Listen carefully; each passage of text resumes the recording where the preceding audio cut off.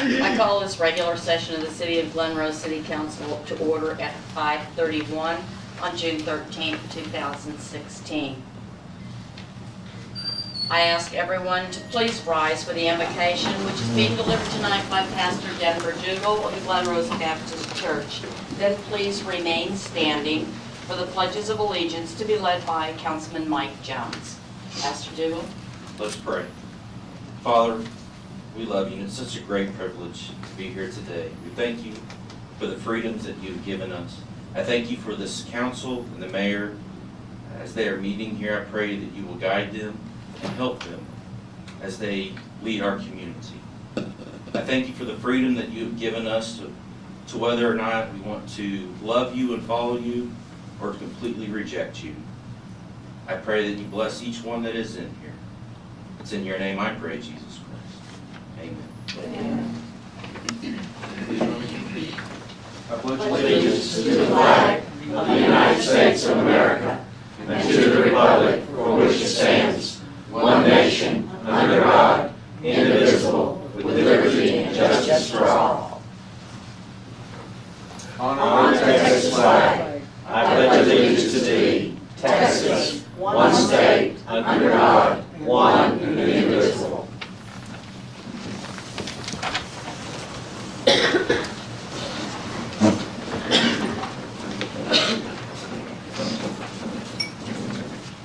Councilman Jones.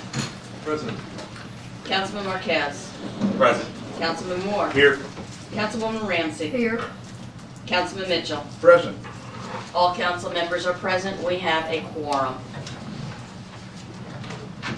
Item number 2 on the agenda is presentations. We have one presentation this evening from Loretta Adams from our Animal Control Office regarding her Clear the Shelter program. Please.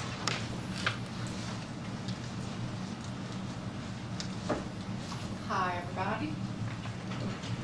Is her mic working? Okay. Yes, Get I closer. don't have a loud voice, I'm sorry. Clear the Shelters is a nationwide event and begins July 23rd, 2016, lasting for 3 weeks. Nearly 20,000 pets found their forever homes in 2015 during the duration of the event. My goal is to be a part of this event and raise money to spay, neuter, and rabies vaccination for all the animals prior to the event. All adoption fees are waived for this 3-week event and reported to Channel 5. Every life we save is one less I have to take. I'm passionate about saving the lives. Wouldn't you want me to fight for yours? I'm asking for sponsors to help spay, neuter, rabies vaccinations, and whoever sponsors will have their names shared with Channel 5 and their names on the truck or trailer during the 4th of July parade.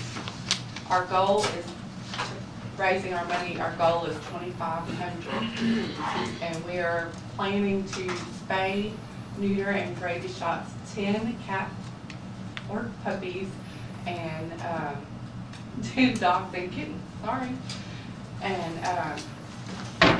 excuse me. I'm also asking for volunteers to help with the duration of the 4th of July parade and clear the shelters. And asking citizens to bring their pets dressed to join us in the parade. Some animals with animal control will be available for the parade. The animals that will be used in the parade will need outfits. Anyone interested in sponsoring, donating, or volunteering may call or text me on my personal cell, 254-396-6000, or you may email me, or Miss Fowler at, well, I'll give you all that later. All sponsors are asked to make checks out to the City of Glen Rose memo, Clear the Shelters. Anybody have any questions for me? I'll try to answer the best I can. Any council members have any questions? Yes, Yeah. Councilman Jones. Regardless of how the checks are made out, are they going to go into general fund, or are they going to be specific towards the cause? City Administrator? In this particular instance, they would go for the specific cause. Okay. The checks do need to be made out directly to Clear the Shelter. Directly to the shelter? Okay. That's a better option than City of Glen Rose. Ms. Adams, are you gonna be coming out with a flyer that will be going around the community and then we can have here at City Hall with the pertinent information? Yes. And do you have a possible expectation date for that flyer to be out? I do not at this time, but About a week. about a week. A week. City Administrator, could we get those flyers into the water bill We'll try. billing statements? If they're in it on stuff, and I know there's other stuff that needs to go in with it, but that would help to get the word out. Okay. Any other questions or comments? I have one. Okay. What size animals are you planning for the parade, or do you know yet, so that anybody that wants to donate can pick size wise? I don't know what size. Okay. We have smaller animals at the moment. Not all of you available. Okay. Thank you. So it's basically gonna be a mixed variety of kittens, puppies, full-growns, all types and sizes, okay. All right. Any other questions? Good job. Sounds like a great program, looking forward to it, absolutely. Thank you. Thank you.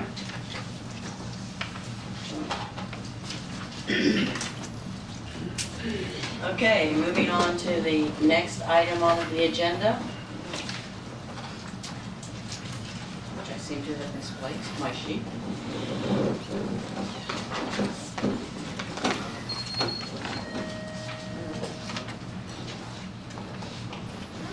Here's my public hearing sheet.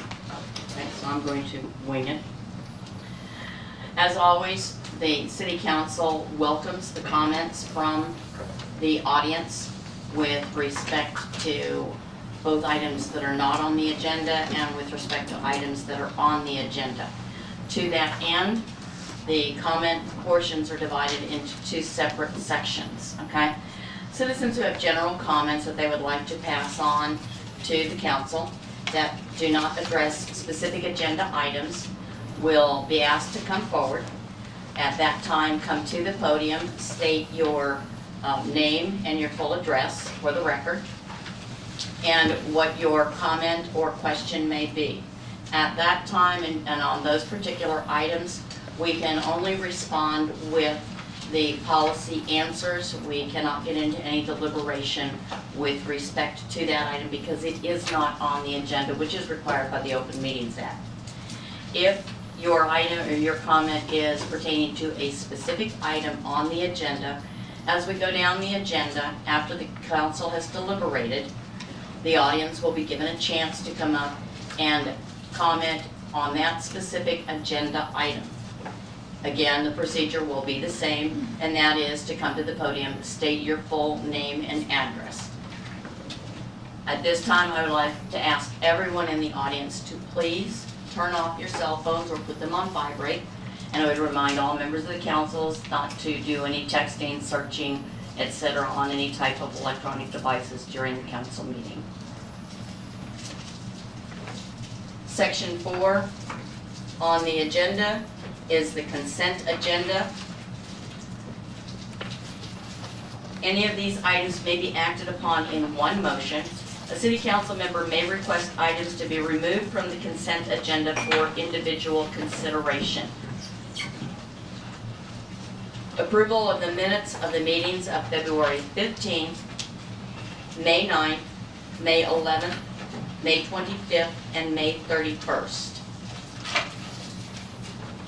Council members, do you have any questions, comments, corrections with respect to the minutes for those meetings?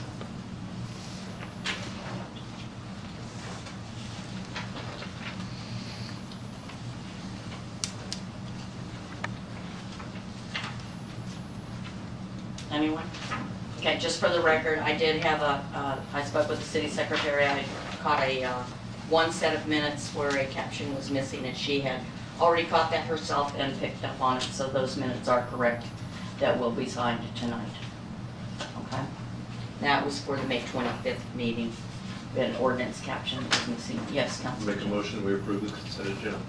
I have a motion from Councilman Jones that the consent agenda be approved. Do I have a second? I have a second from Councilwoman Ramsey. Councilman Jones? Aye. Councilman Marquez? Aye. Councilman Moore? Yes. Councilwoman Ramsey? Yes. Councilman Mitchell? Yes. The consent agenda is approved, 5-0 in favor.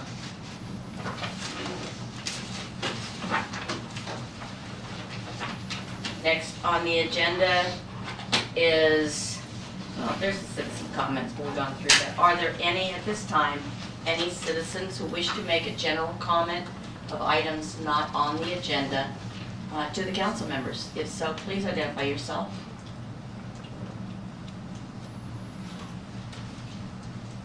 Okay, there being no comments of general nature from the public at this time, move on to item number. Mayor. Mayor? Oh, Is this for comments? this is for the general comments for items that are not on the agenda. Okay. Okay, please, come on up, state your name and your address.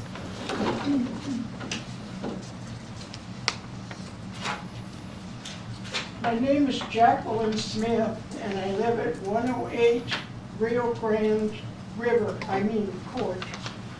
At the recent storm that we had, I had more water over the wall from the highway department. I was here probably over a year ago with the same problem. It has not been taken care of. Now, when the storm happened this time, I called Tom Heap because I had talked to him at one of the recent meetings and explained to him what my problem was. And so he come out immediately and took pictures of the water coming over the wall like Niagara Falls. And he got a hold of Mr. Nolan Chester, and he immediately got Jim Holder to have his guys bring sandbags out to put around the house. There was fire department employees that showed up, and they dug trenches to get the water to drain off of the property. And so I had written a thank you note to Mr. Nolan, and because I'm a recycling person with plastic and newspaper and stuff, I just dropped off my newspaper and I lost my book that I was reading and the thank you letter to Mr. Nolan. So I decided that I would make a verbal thank you out of it. Thank you, Mr. Nolan. And thank you, Ms. Smith. I'm glad that we were able to help. I know that that was a very, very emotional time for you, a very frightening time. Thank you for coming in. Moving on to the individual items for consideration. First item on the action agenda is discussion and possible action regarding approval of the easement agreement between the City of Glen Rose and the Somerville County Water Supply Corporation, where the relocation for the Grand Avenue lift station will be. Does council have any questions regarding this agreement? Councilwoman Ramsey? I just want to say, I'm glad to see that it's coming to council for approval. We've been waiting a long time for this. Absolutely. Madam Mayor, members of the council, this item has already been approved by the Water Supply Corporation. So your approval tonight will finalize it. And this is being covered under a separate funding or also under the EDAP, or do you know at this I time? believe it's all under the EDAP, is it not, Jim? Well, a percent Part of of it, it. half of it, construction part. Okay, The land acquisition is actually just, right. An easement agreement, which, yes, and I know that we've been looking for quite some time to acquire property. You came up along with the Water District with a phenomenal solution, and great kudos to both you and City Administrator Nolan for getting that worked out rapidly once that solution appeared. Are there any questions from the audience or comments from the audience regarding this? At this time, do I have a motion to approve the proposed, oh, I'm sorry, Councilman Moore, did you have any questions? No. Councilman Jones? Any problem with that? We're on the agenda item, we're talking about the Somerville County Water Supply Corporation versus the Somerville County Water District.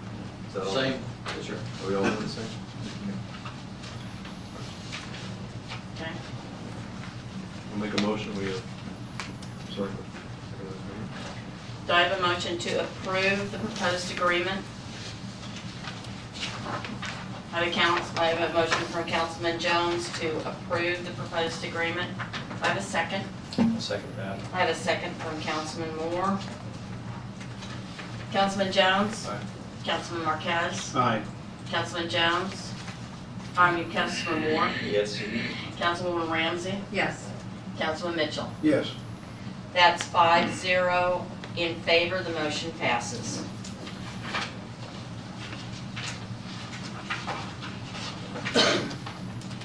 Next item on the agenda is discussion and possible action regarding approval of resolution 2016-13 of the City Council of the City of Glen Rose, Texas, approving a change in the rates of Atmos Energy Corporation, Mid-Tex Division, Atmos, as a result of a settlement between Atmos and the Atmos Texas Municipalities, or ATM, under the rate review mechanism for 2016.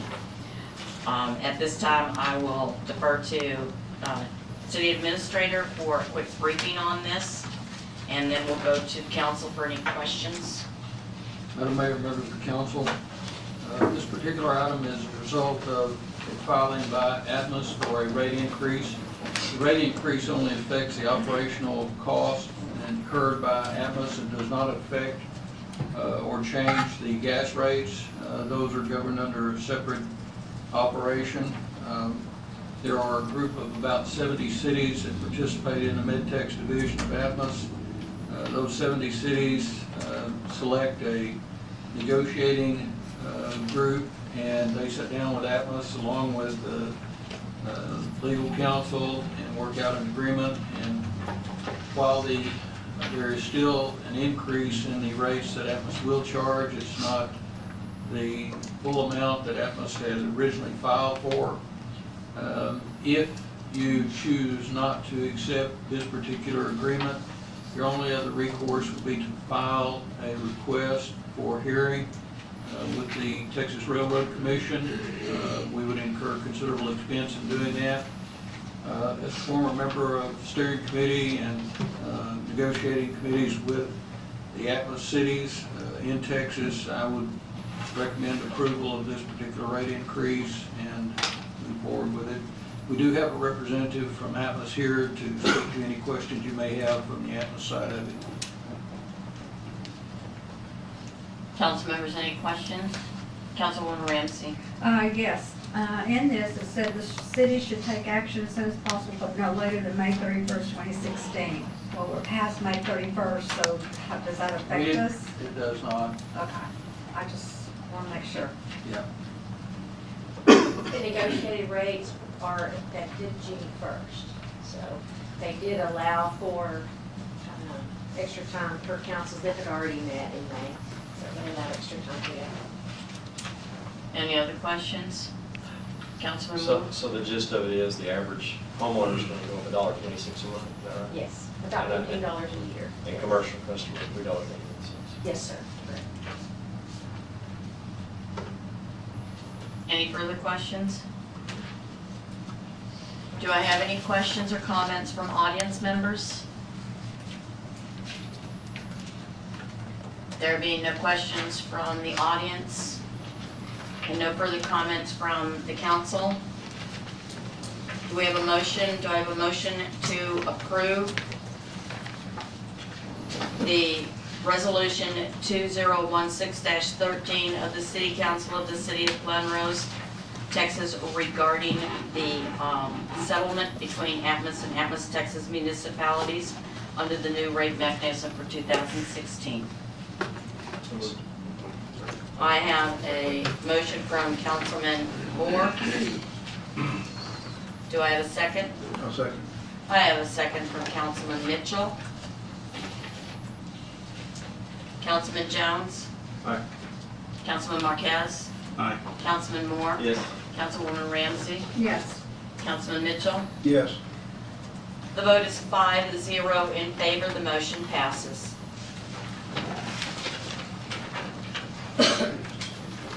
Next item on the agenda is election of Mayor Pro Tem. Now that we have the new council seated, Mayor Pro Tem serves for a term of 1 year and is elected by the council members each year. At this time, do I have any nominations for, we're jumping the bit, top of the bit here. Right. Councilman Mitchell, who do you nominate? Yes, I'd like to nominate a tenured member of the city council, a member who's industrious, extremely competent, and pays attention to detail on all items that are presented to the council. That would be Council Member Sandra Ramsey. Okay, I have a nomination for Councilwoman Sandra Ramsey. Do I have a second of that nomination? I'll second that. I have a second from Councilman Jones. Do I have any other nominations? There being no further nominations, by a show of hands, and please keep them in the air. Those in favor of Councilwoman Ramsey as Mayor Pro Tem for the year 2016 to 2017, please raise your hands. That's 4 in favor. Are you abstaining, Councilwoman I'm Ramsey? abstaining. Okay. I have 4 in favor, 0 opposed, and 1 abstention. And that is Councilwoman Ramsey. Yes, sir? No. I'm sorry. What did I do? 3, no, I was making my notes. 3, 4, 1 opposed and 1 abstention. No. Oh, 4 in favor, none opposed, Just said 1 abstaining. I was writing my notes.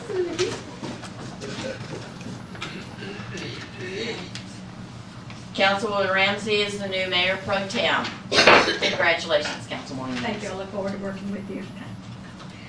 Before we proceed to the next item, Councilwoman Ramsey, I do need to get a piece of information from you that could not be obtained before, and that is with respect to signature for the authorized bank accounts. How do you wish that signature to appear? Sandra. The initial B is in boy. Ramsey, R-A-M-S-A-Y.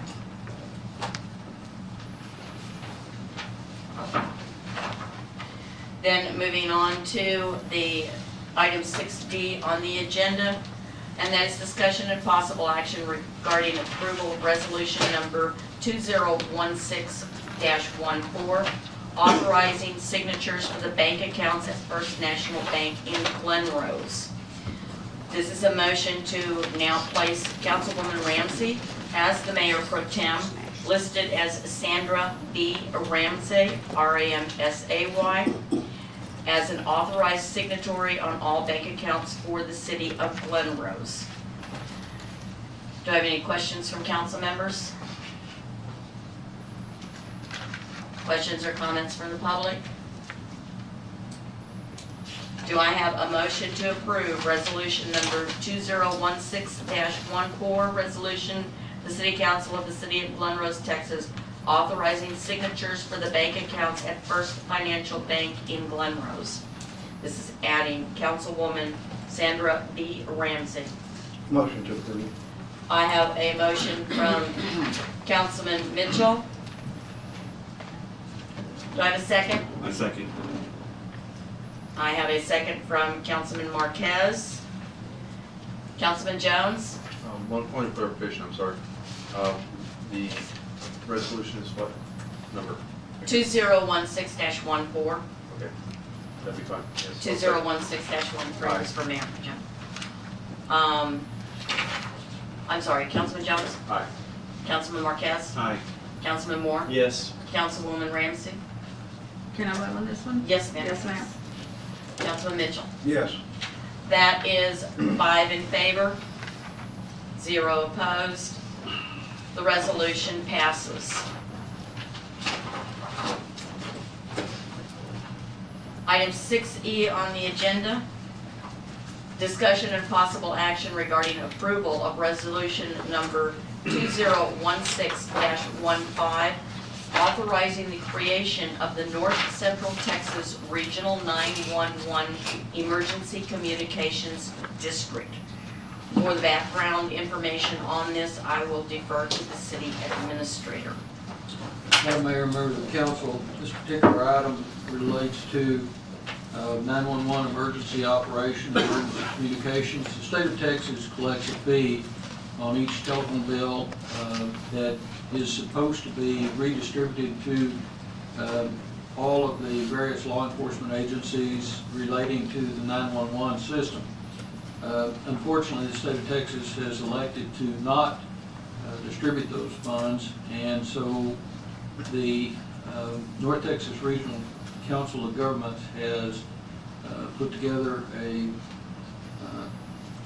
resolution, I guess if you will, that would authorize the creation of a 911 district that would encompass the entire North Texas area.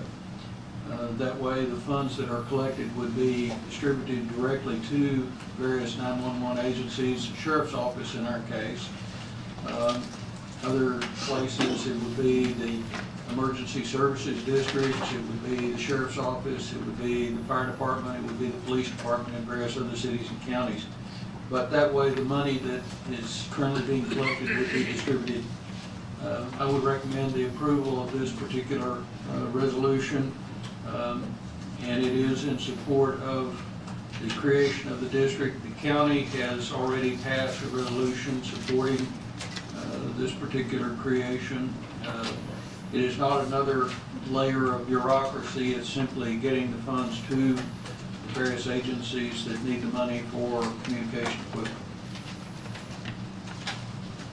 Questions from council? Councilman Marquez. Actually, On this fine. I have a statement real quick, just for, Pardon? I have a statement for this. Yes, sir. So I looked into it just to confirm, this is not all the counties, it's just North Central Texas minus Denton, Dallas, Right. and Tarrant County, which are the Yes. biggest ones.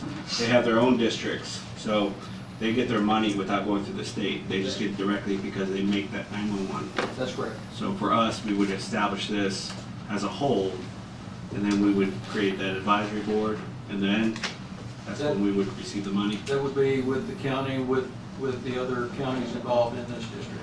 Okay. Thank you. Councilman Ramsey. Okay, my question was, in regard to our county per se, that money would go to the sheriff's department and fire department, or just to the sheriff's department? I got, And I am completely unfamiliar, and I apologize, I'm unfamiliar with whether or not the fire department dispatches. If the fire department does do their dispatching on their own, then they would certainly get a portion of this. But if the sheriff's office does all of the dispatching for the county and all the other agencies, then it would all go into the sheriff's office. my understanding, correct me if I'm wrong. Yes, Chief Crawford, Hang on. Chief Crawford, it goes through the sheriff's department and then you're dispatched. Is all that the correct? 911 PSAPs are at the Sheriff's Department of Park County. So this goes to the 911 dispatch rather than, it depends on how many dispatches they have. And this is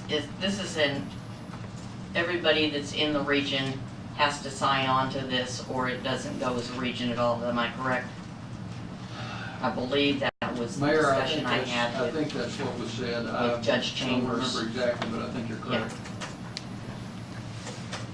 Any other questions from council, comments? Audience, questions or comments regarding this? There being no questions or comments from the audience, no further questions or comments from council, do I have a motion to approve proposed resolution 2016-15, which is a resolution authorizing the creation of the North Central Texas Regional 911 Emergency Communications District. Move. Councilwoman Ramsey, do I have a second? I'll second. Councilman Mitchell? Councilman Jones? Aye. Councilman Marquez? Aye. Councilman Moore? Yes. Councilwoman Ramsey? Yes. Councilman Mitchell? Yes. The vote is 5-0 in favor. The motion passes. Moving on to agenda item 6F, discussion and possible action regarding approval of resolution 2016-16, approving Brinson Benefits as agent of record for employee health insurance from Demetra Bell Reynolds. Demetra Bell Reynolds is available to the council for questions for this item. City Administrator, would you give the council a back brief on this, please? Yes. Mayor, members of the council, this particular item, we have run into some difficulties with the current insurance carrier that we have, insurance company. And quite honestly, we felt like we did not get the representation that we should have regarding our insurance in this past year. I am recommending the retention of Brinson Benefits to represent the city in securing employee health insurance benefits for the employees. As you recall, we have 21 employees. Unfortunately, or otherwise, we have a couple that do not utilize our insurance because of other opportunities, but I would recommend the use of Brinson to negotiate on our behalf for insurance benefits. Demetra Bell is here and is here to discuss with you the benefits of Brinson and what they bring to the table. And I would encourage you to hear her comments in regards to that. And she does have information to pass out to you. Ms. Bell, if you go ahead and come up to the podium, introduce yourself. Absolutely. Good evening, Mayor, members of the council. It's a pleasure and an honor to be here tonight. I have brought with me for your review a blueprint, if you will. If I could just give a little bit of background so that you guys could even get an understanding of maybe how I come to be here without diving too deeply into the weeds. Okay.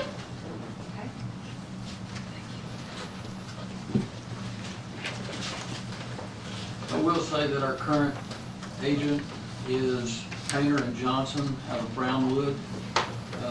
Ms. Brinson Benefits are actually based in Dallas. Ms. Bell works out of Weatherford and is very local and very easy to contact in regard to our insurance operation. Right, so back about the end of January, I contacted Mr. Nolan because I work with several cities and counties on strategically designing benefit plans to enhance what they have while reducing costs overall in the long run. And I had no idea where you all were. I had no idea what you were doing. When I said I didn't know where you were, I knew where Glen was, but I didn't know where you were in relation to your employee benefits. So I contacted Mr. Nolan. He said, yeah, there's an opportunity here to visit about this. So we met over the course of about 8 weeks. We met about 3 times. And what you have in your folder actually is the blueprint presentation that I prepared for our final meeting together that we had.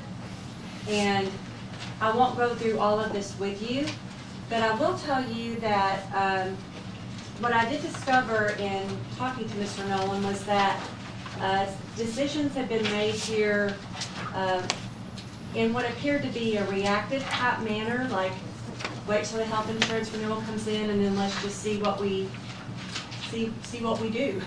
See if we have to give up something, or there was no reporting there's been no reporting to the city on how you're performing. We don't even know how many people have met deductible or if your rate increases are substantiated or not. That being said, I could see opportunities in what you have currently at a cost-neutral solution to you to enhance actually what you have, not to take away from employees. I realize that city employees deeply value their employee benefits. That is my background. Like I said, I'm very familiar with that. So I'm here to create win-win situations. How can I help city with budget as well as bring more depth and service to the employees and to the staff? So one of the things that I would like to just briefly discuss with you is that in hiring Brinson as your agent of record, you'll see an inside report called the Purple Card here. And as I was speaking to strategically managing costs for your employee benefits, this service in particular that I'm speaking of is a service that's exclusive to Brinson. All of your employees will receive a purple card that looks just like this. So what does that mean? What it means is that your employees will now have a designated patient advocate for them to help them with all their health insurance needs. Anything as simple from I need to find a doctor to I've been in the hospital and I'm getting bills from here, there, and yon, and it says balance due, and I don't know if I owe this or not. Can you help me? Well, I hope none of you all have experienced that type of pain, but I personally have. It's awful after you have had some medical procedures. The confusion that comes around with waiting for explanations of benefits to arrive and not knowing if you should pay a bill or not. So we now will provide a patient advocate for the city of Glen Rose for your employees. We will do claims audits for them as well if they have a bill that they don't understand if it's actually true or if they're being overbilled. And in the long run, actually, this will help us contain costs. And you might ask, why? Well, here's why. Insurance companies don't want you to know. The less information that you have, the more you can question increases. So every time one of your employees calls the purple card, it is all HIPAA protected, it's all privacy protected. Not even you all will know who calls, but you will know, according to this report, we will report to you how many people, if you look on page 3, how many of your employees have called. If you look at this green box in the center, it says total number of inquiries, claims dollars audited, claims dollars recovered, and the recovery percentile. This is an actual client of mine, much larger than you, but nonetheless, it is a client. And this is for overall 2015. We had actually taken 661 inquiries from this client, audited $104,000 and recovered $28,000 in missed billings. And then you can see respectively all clients beside that, our entire book of business, we audited $2 million, recovered 1.1, and we took 18,000 phone calls, okay? So we keep a log, who calls and why they called. And we actually track what we call frequent flyers or high-cost claimants, anyone who would have a medical claim of over $5,000. So we actually know then when your renewal comes in, if the carrier says to us, well, we're basing this double-digit renewal on the fact that you have a person with an ongoing breast cancer. And we ask, well, who is this person? Oh, we can't tell you that because of HIPAA. Okay, great.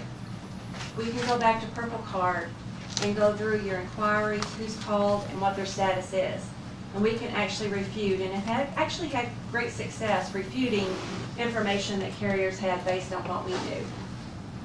So this will be a long-term way to bring your employees value through having an advocate walk them through the healthcare maze and system, as well as being able to provide reporting on who's utilizing the service and what's going on here as far as health conditions.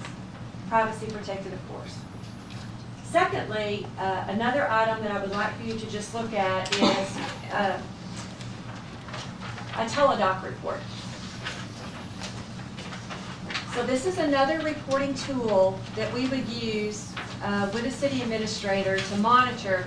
We would roll out to your employees a 24/7 service anywhere in the United States for a licensed medical doctor to be able to speak with your employees, to give them prescriptions or medical advice. Now, they won't be giving prescriptions for things like Prozac or lithium or any type of a narcotic or anything like that, but for antibiotics, for allergies, for sinusitis, urinary tract infections, anything like that. It will cost your employees $0 when they call. No copay. This stays off your plan. This keeps your claims costs down and allows the employees to be at work rather than be in a doctor's office. Now, there is a charge for that, which is $4 per employee per month. It costs the employees nothing, but the charge to the city would be $4 per employee per month, should you decide to incorporate that service. Okay? Now, if you'll notice, the reason that I like to show these reports is because you hear many people talk about what they do, but they don't have the substantiation behind it. The Purple Card reports allows for substantiation in what we are doing. This teledoc report, if you'll notice right here, this report is from December of 15. Okay, this is also on a client of mine. It shows that in that month, teledoc took 22 phone calls from employees for issues. Year to date, they took 174. So before the employee hangs up, the doctor will ask, by the way, had you not had this service, where would you have gone for medical treatment? Would you have gone to the doctor's office? Would you have gone to urgent care? Would you have gone to the emergency room? Many times we find this. If a person has a child come down with an earache at 11 o'clock on a Friday night, they're going to the emergency room. Well, your plan just took a $1,500 hit when they do that. So if you equate the savings, the cost to each one of those services, the doctor's office being approximately $129 and et cetera, and add that to the number of calls, this client actually, over the course of the year, this kept $46,000 off their claims experience.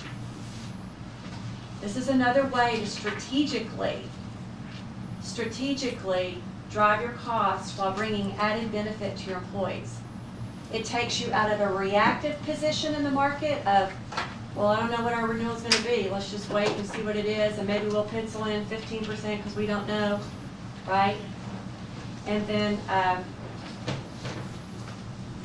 of course get the, in the last few years especially, get the shock of your life once you do see the renewal. So, like I said, we work with cities, counties, and private business, but I work with a lot of cities and counties on strategically managing their plans, right? Taking them out of a knee-jerk reaction.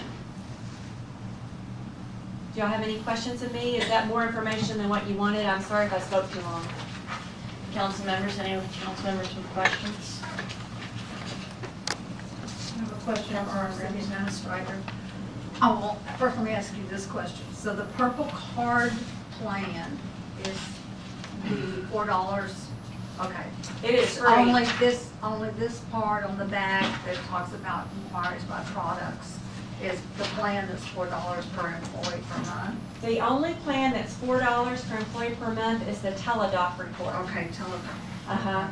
The Purple Card is actually a tool that we use, and there is no cost to the city for that.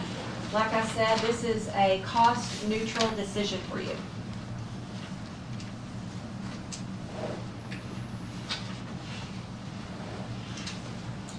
In terms of, and I know we've had issues with what we've had, so I'm just gonna play the devil's advocate. In cost of what we are paying for our current advocate or representative, is there a big difference in the cost as far as all of that? It's a net zero. Okay, that's, And if I could, just a second, the teledoc feature is well worth the $4 a month. That would be approximately $80 a month and that would include all of the city employees and their dependents. And it, as the Metro said, it keeps the employee out of the doctor's office. It keeps them on the job. They can call 24/7. They can talk to a physician.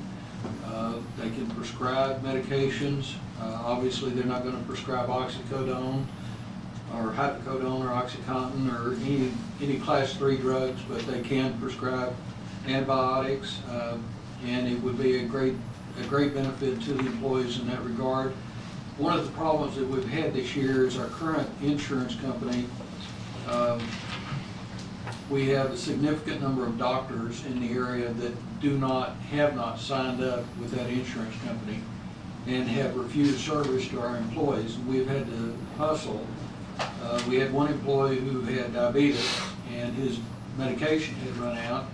His doctor had stopped accepting our current insurance company, and he couldn't get in with anybody else. We couldn't find him a doctor to get his medications. And finally, over the course of a couple of days, Christy and another individual in the office made a number of phone calls and finally got somebody who would take that individual and prescribe the necessary diabetic medication for him.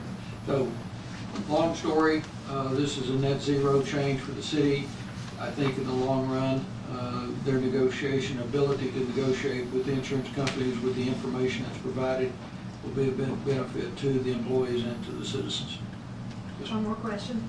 Should we pass this tonight, when would it take effect? Immediately or? It would take effect immediately. The mayor would sign the agent of record letter, and it would be sent to our current insurance company along with the current agent. And we will commence working with various insurance companies, either one to renew, which I don't think we will be doing. So we'll be looking for a new insurance company, whether that's with TML or Blue Cross or whomever. But Brinson would be negotiating on our behalf, and they have a very excellent track record. I have worked with Benson in one other locale and had excellent results. I like the fact that she's aggressive. Very. Councilman Marquez. Actually, I have a question for the staff here. From what you've heard, would you like it? From what I've heard, it's a pretty good program. I have a similar program in my other, where I work at. And I've used it multiple times, especially for our kids. But one of the questions, does it come in a mobile form, like a mobile app form, or just a card? So that's a great question. Are you talking about the teledoc benefit at this point? No, the purple card. Does it give you examples, or just the card itself has just a phone number on it? There's a purple card website, and then of course just the card itself. There's not a mobile app at this time. If I could defer for a moment back to the teledoc though, because I did leave this out. So teledoc does have an app, but here's the beautiful part, is that the teledoc service that we're offering to your employees, when I said there's no charge to them, I meant that, but I didn't extend that out to our contract with them allows employees who actually can't afford to have their children on the plan, or who just don't have their children on their plan, or the spouses. This covers every member of their household, whether they're on the insurance or not. So that's another beautiful benefit. It's good. Councilman Jones. On your teledoc plan, where are the doctors located? They're like cyber docs. I will tell you that they are on the phone. They are, whatever you call, whatever state you're in. Matter of fact, when I was in California back in November, I got an eye infection from my contacts. So when I called and I was in California, I actually spoke with a physician. I can tell you where he was because I asked. He was in Monterey. That's good. Most doctor-patient relationships have to be established before we can write a prescription. That's why I'm wondering, how does that skirt that type of relationship? I mean, if you called up and say, I need this drug, I Okay, need so, it for my yeah. kid's ears, they're not gonna write you a script unless they see the child. So let me give you a little bit more information. So whenever the Teladoc benefit is rolled out, your employees will be required to either call Teladoc or go online to fill out medical history, just like it was the very first time that they had ever seen a doctor. The doctors won't speak to them unless they have that on file. Now, if you don't do it prior to calling, you don't have to do it prior to calling, but if you don't, and you have a stomach virus and you feel terrible and you call them, you're going to have to answer a whole bunch of questions. So they do not have to see you in person to write a prescription for an antibiotic. And frankly, 80% of physicians' office visits could be handled over the phone if the physician chose to.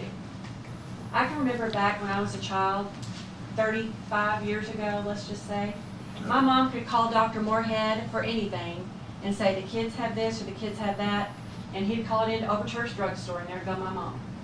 But now, doctors are graduating out of medical school with hundreds of thousands of dollars in loans, student loans, and quite frankly, they want to see every single person, for the most part. There is, sometimes here and there an exception where a doctor will, but not so much anymore as what it used to be. So I think they're pretty safe with writing prescriptions for antibiotics. I'm certainly not a doctor, but to my knowledge, Teladoc in the state of Texas has not experienced any type of a charge where someone's health was compromised for a prescription, for what they give it for. I will tell you this as well, they're not going to write prescriptions for anything such as a managed disease, illness, or a chronic illness, like diabetes or blood pressure or anything like that. But poison ivy, sinusitis, allergies, urinary tract infections, otitis media, typically anything you refer to as an itis. Each physician reserves the right to make their own judgment. But my experience has been, and I hate to go to the doctor. I rarely ever go. I have to be bad to go. But I will call them because I drive a lot. I had a doctor tell me one time, I called for what I thought was urinary tract infection. He said, I think this is worse than what you think it is. According to what you're telling me, I think this may be in your kidneys, and I'm not comfortable with putting a Band-Aid on what I think might be a big problem.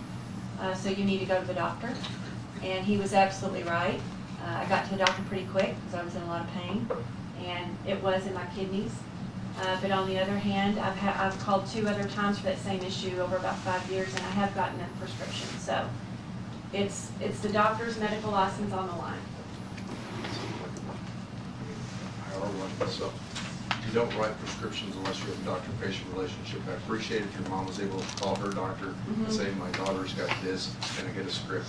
They had that doctor-patient relationship established. But you're right, it's the doctor's license on the line. If they ever get called on it, that's why I'm questioning whether or not, what you advocate, it sounds great, it really does, but they're gonna have some type of relationship or to be not ever called into question.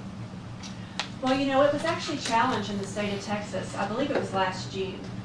Of course, the Texas Medical Board does not want this in the state of Texas.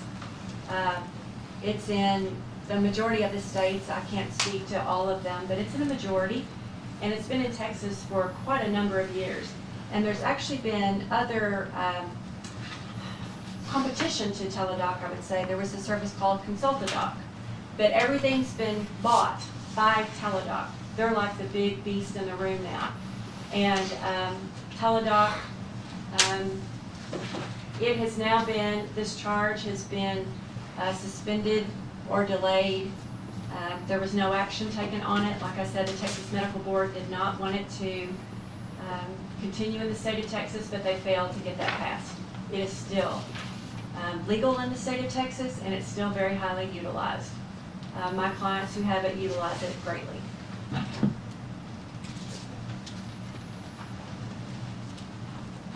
Any other questions or comments? Yeah, okay. Yes, Councilman Mitchell. As far as telephoning in, wait time, everybody gets annoyed nowadays when you make a phone call somewhere and they say, okay, hold on just a moment. Oh, it makes me so mad. I've been trying to get through to UPS for a week. What's your response time like, wait time? They say for Teledoc, when you call, you don't have to wait. Okay, you call and you won't get a doctor doesn't just answer the phone. You get, per se, a receptionist, if you will. And they ask why you're calling. And maybe you're not calling for a prescription. Quite frankly, the very first time I used this service, I called because, and this is a moving story, this will get you. So I just got married. I've never had any children. My husband had a 16-year-old son who came to live with us. Healthy, happy kid, not a health problem in the world, started having these weird symptoms in his feet and his legs with this numbness and tingling. Over the course of the week, that sensation had gone all the way up both legs. And I asked him, well, does it hurt to walk? Does your neck hurt? Maybe you pinched a nerve. You lift weights. Maybe you got hurt in sports. I didn't want to go to a general practitioner and have them tell me, well, bring him back in 3 weeks. I wanted some type of an answer. Do I need to take him to an orthopedic? What do I need to do? So, first time I used this service, I called Teledoc. And I was not calling for a prescription. I wanted to call to just speak with a doctor to get medical advice. I don't have that. I don't have a doctor in my family I can pick up a phone and talk to. The bottom line, that was on a Sunday afternoon. We talked for 45 minutes. And at the end of that conversation, this lady doctor told me, you need to take him to Harris tonight to the emergency room. They're going to want to rule out West Nile virus, mad cow disease, or multiple sclerosis. This is the medical protocol that they will do. They will start with this, and this, and this, and this, and I was taking my notes just like you. And we took him that night, and lo and behold, every bit of medical protocol she told me was exactly what they followed. And the next morning, from a telephone call to a doctor who advised us to take him to the hospital, we had a definitive diagnosis of multiple sclerosis in a 16-year-old kid. So, that's a long answer to your question, but you will get a receptionist who will say, well, why are you calling? Do you think you need a prescription, or do you want a consult? You tell them what you want, and they'll have the doctor call you back. They ask for 30 minutes to call back, but I have never waited more than 10. Actually, it's usually like 5.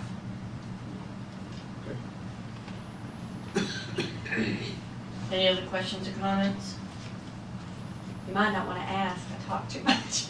Councilman Marquez, did you get your question answered as far as? About what everyone thinks.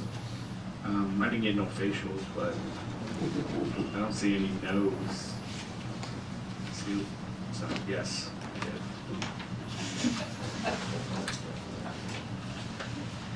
Give me a sign. Give me a sign. Questions or comments from the audience? Any additional questions or comments from council? Then do I have a motion to approve proposed resolution 2016-16, approving Brinson as agent of record for employee health insurance? I have a motion from Councilwoman Ramsey. Do I have a second? I have a second from Councilman Marquez. Councilman Jones? Aye. Councilman Marquez? Aye. Councilman Moore? Yes. Councilwoman Ramsey? Yes. Councilman Mitchell? Yes. I have 5 in favor, 0 opposed. The motion passes. Thank you.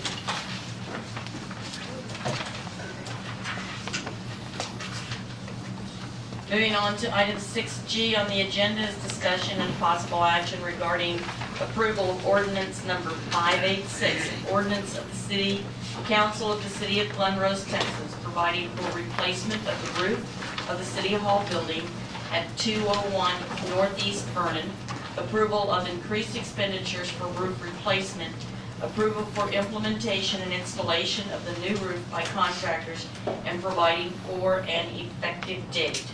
City Administrator, could you please back brief the council on this, the particulars? Madam Mayor, members of the council, I think several of you are aware, currently the roof that is on this facility is a slate roof. It is weathered over a number of years, but we have significant numbers of pieces of slate that have broken off. We have decking that is exposed on the roof itself, and consequently, the replacement of this roof with a slate roof, I believe you have two documents in your packet. One for replacement of the slate roof, it's some 50-something thousand plus dollars, and then a replacement of a roof with a standing seam roof, metal roof, of some $29,000. We solicited quotes, bids from various contractors. The contractor Torres Boring has done work for the city. I believe they were the contractors at Oakdale that replaced the roofs on a number of the buildings out there just this past spring. And I would recommend that we move forward with replacing the existing roof with a standing seam metal roof. It will appear almost identical to the other roofs in the downtown area as far as the courthouse and any other roofs that would have some historic significance, and I would just go from there. We need to replace it, bottom line. Okay, just City Administrator, I only have, I don't know about the other council members, I only received the one contract Yeah. for the metal roof for $29,000. We didn't put the other one in. I didn't, I just did attachment A. Oh, okay. Okay, Um, just that. The just slate so you roof was are- some $58,000. Yeah, that was the one you recommended, so that's one I took. All right, that having been said, Councilman Moore? I noticed that the breakdown's not delineated there with cost, is that, I know it just has the total on the different aspects of it, just, Yes, sir, they did not give us a line item cost, just a total quote for the entire project. Councilwoman Ramsey? Okay, this is being detailed again, but there's a little note on here that says within 2 weeks of Memorial Day, which today is the last day for that That was- offer. Is that just a? No, that was, It's just a note. yes, Okay. I just want to make sure that we're approving the right. no, it's still valid. I know that a metal roof's a great thing. I've got one I've had 13 years.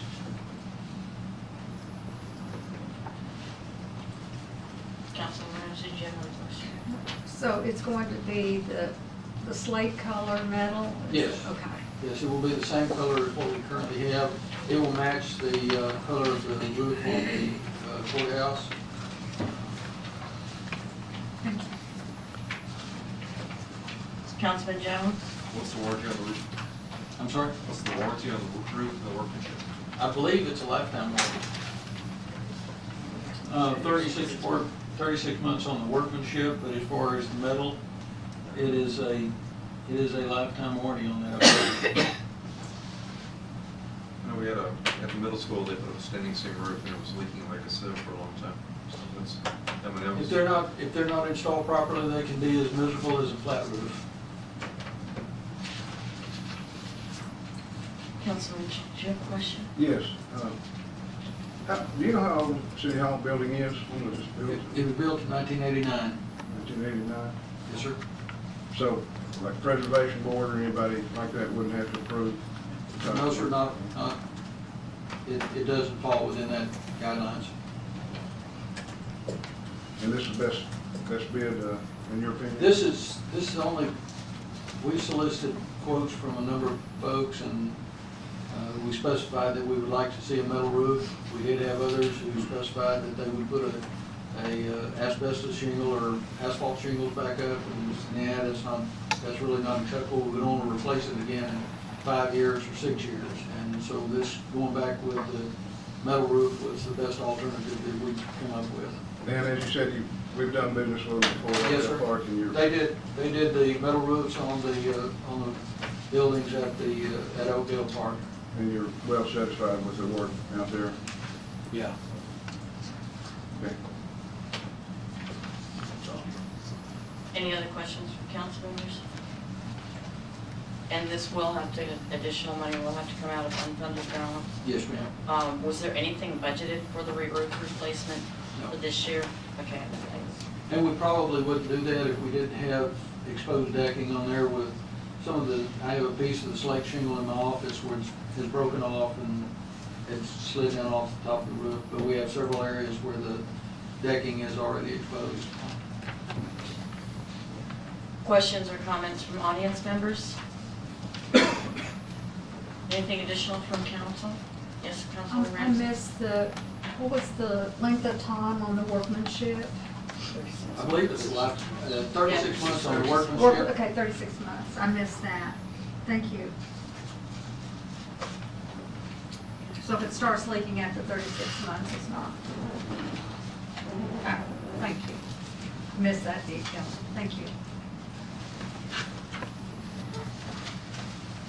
Any other questions from council, comments? Do I have a motion to approve proposed ordinance 586, which is an ordinance of the City Council of the City of Glen Rose, Texas, providing for replacement of the roof of the City Hall building at 201 Northeast Vernon, approval to increase expenditures for roof replacement, approval for implementation and installation of the new roof by contractors, and providing for an effective date. I have a motion from Councilman Moore. I'll second. I have a second from Councilman Mitchell. Councilman Jones? Aye. Councilman Marquez? Aye. Councilman Moore? Yes. Councilwoman Ramsey? Yes. Councilman Mitchell? Yes. The vote is 5-0 in favor. The motion passes. Item 6H on the agenda is discussion and consideration and approval of ordinance number 587, authorizing the issuance and sale of City of Glen Rose, Texas tax and waterworks sewer surplus revenue certificates of obligation, Series 2016, in a par amount equal to $3,520,000 to the Texas Water Development Board. This is to finance the costs of certain city water waste system improvements, providing for the payment of such obligation or certificates of obligation by the levy of an ad valorem tax upon all taxable property within the city, and a pledge of the net revenues derived from the operation of the city's combined waterworks and sewer system, resolving matters of which are necessary to effectuate such an issuance, including the approval and execution of a paying agent registrar agreement and an escrow agreement. City Administrator? And Mayor, members of the council, this particular item is one of the final items in regard to the issuance of the certificate of obligation for the improvements to the water and sewer system of the city. Mr. Paul Jason with Spiffy, our financial advisors, is here. Should you have any questions.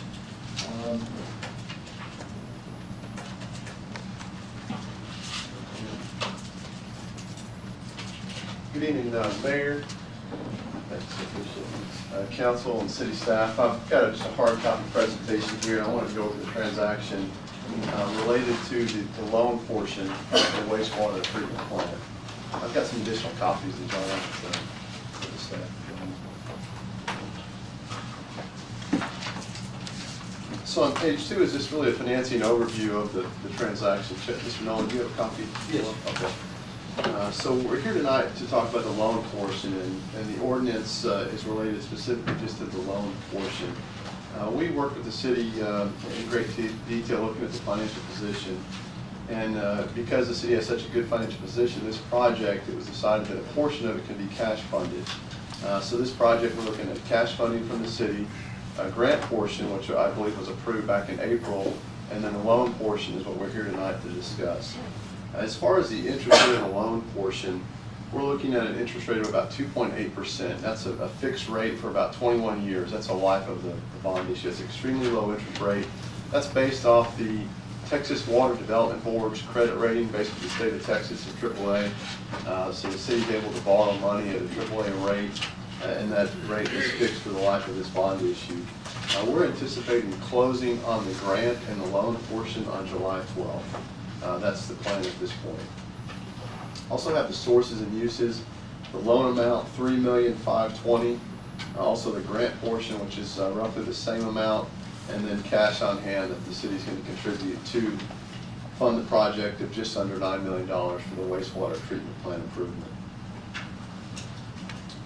Page 2 is just a quick financial model, and this is really what we show the Water Development Board. When you go through the Water Board, you have to show them and justify that the city can do a financing without raising rates. And so what we were able to do is show the existing debt, current revenues, and this debt we're proposing that it can be supported at the current rate structure, and the city still has a surplus to accommodate any type of one-time capital expenditures or anything else that may come up. So that's just a model that we use to justify the transaction to the Water Board, that the city does not have to implement any sort of rate increase to undertake this transaction. Paul, what does the state require on the coverage rate? They typically require about 1.25 times, and the city's well north of that. The debt structured, level debt, we structured this around the 2013 bond issue, so you'll have level payments once that payment kicks in 2017. Page 3 and 4, this is more for city staff. This is the final debt service schedule. The city will make one principal payment, 2 interest payments every year. These payments will be fixed if this council decides to move forward with this transaction and we close on July 12th. Page 5 is just the financing timeline. We've got a few key dates that we need to take care of before we close. Here tonight, obviously, to consider the ordinance for the loan portion of the transaction with the Water Board, ordinance number 587. There's a few other steps that need to be taken care of on our part, and then we'll work with the Water Board and have funds available. The plan is July 12th is have those funds available for the city. Page 6 is just the interest rate index. Borrowed money at a very favorable time. Rates are at all-time lows, and that little box on the right, really what's that telling you? That last percentage there of 100%, that's saying that rates have been higher 100% of the time over the last 10 years than where they are today. So to borrow a fixed rate deal for 20 plus years under 3% is unheard of. Typically you don't see rates that low, but we're in kind of new territory, which nobody really anticipated. So that's really all I had as far as the summary of the transaction. I'd be happy to answer any questions about the transaction, the ordinance that you're looking at adopting tonight. Any questions from council? Comments? Mayor, members of the council, if I may ask a question, I think I know the answer, but Paul, if you would elaborate about why we also include a tax rate in regard to this? Sure. This is what we're selling is certificates of obligation, and the purpose of this is it's basically to avoid having to fund more loan. If you were to fund a revenue bond and you wouldn't put your ad valorem tax pledge behind it, the Water Board would require you to fund a debt service reserve fund. So you need to fund a debt service reserve fund at the time of the issuance or over 60 months and hold that for the next 20 years. By going through the certificate of obligation process, you went through the publication process, you avoid that, and you avoid borrowing more money and paying interest on really a portion of the loan you really don't need. So that was the recommendation to go with the certificate of obligation. It's a pretty common tool that the Water Board is very familiar with. Most cities go that route in regards to a project like this. Non-controversial project, it's essential, it's needed. We did go through the publication process, but we avoided paying some additional fees and costs related to having a reserve fund related to this transaction. Okay, there being no questions from council at this time, unless, Andy, you okay? Yeah. Any comments or questions from the audience?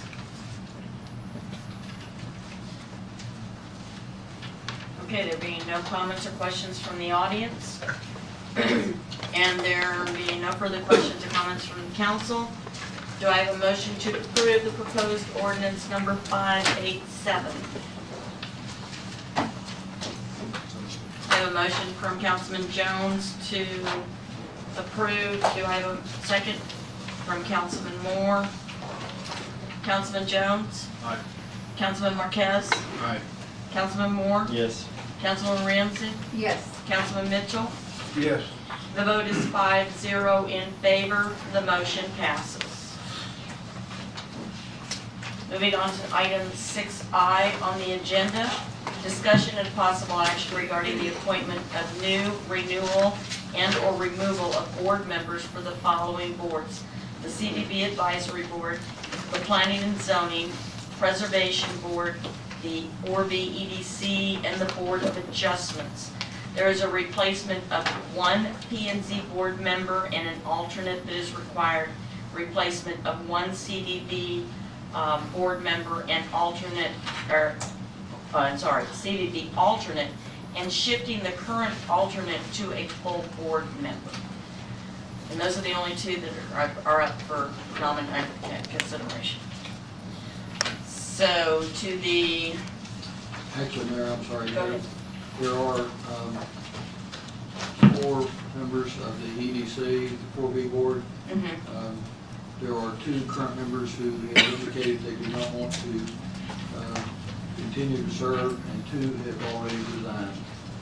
Okay. And I have, I don't want to jump in front of you, but go ahead. I have included in the packet the state requirements regarding the 4B board, and the fact that the city council can appoint 4 members of the city council to the 4B board.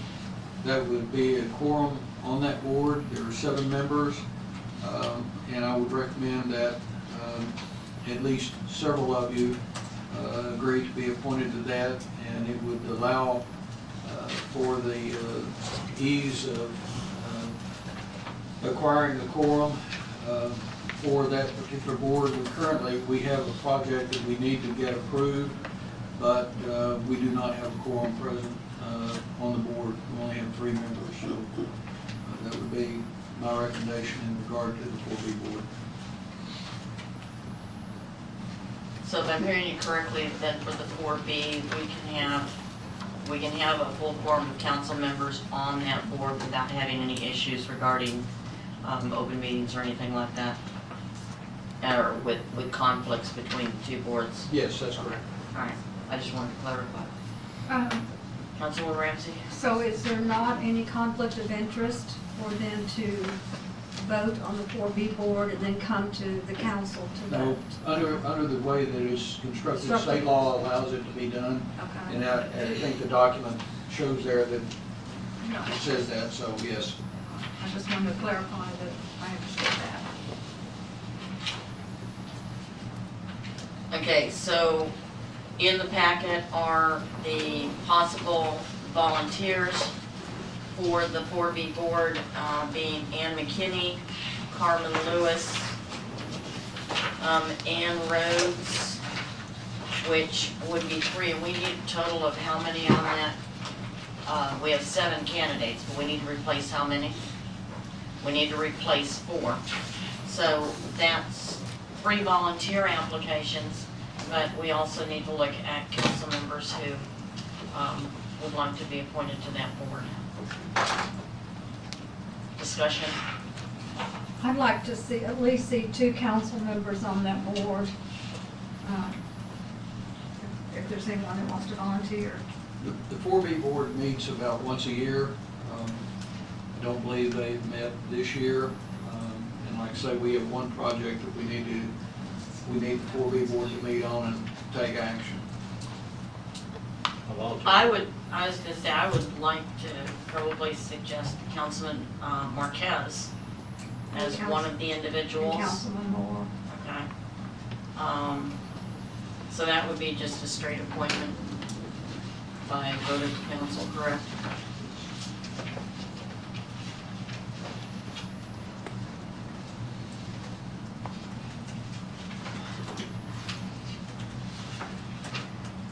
Okay, that leads to, well, now we have 3 applications, yes, Do Council. we need to make a motion on those before we go to the next 3? I believe you can wait and make a motion on all of them, but it's entirely up to you. That leaves 3 volunteer applications. Are those individuals present tonight? That'd be Miss McKinney, Miss Lewis, and Miss Rhodes. Are any of those individuals present this evening? Okay. So none of those individuals are present this evening to receive any questions from council. Discussion? Councilwoman Ramsey? Frankly, I would think that if they were interested, you know, I mean, I personally know each one of them, but I don't know that the other council members do to make a recommendation and vote.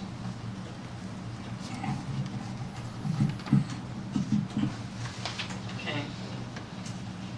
Any comments and from other council? Is it required that they do? As a general rule in the past, when we have considered board nominations, the council has requested that they be present for the, so that council members No, can it's ask not a policy. questions. No, it's not a policy. And I don't have a problem making nominations for Right. these, I'm just, Right. Councilman Marquez? Going through the 3 applications, in the very end of it, you know, they created these applications because they felt that there was a need in the community.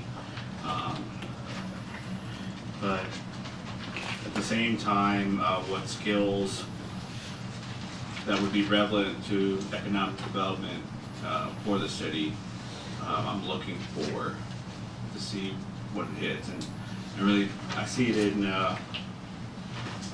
one out of the 3 applicants here. But again, like Councilwoman Ramsey says, they're not here for me to ask them those questions.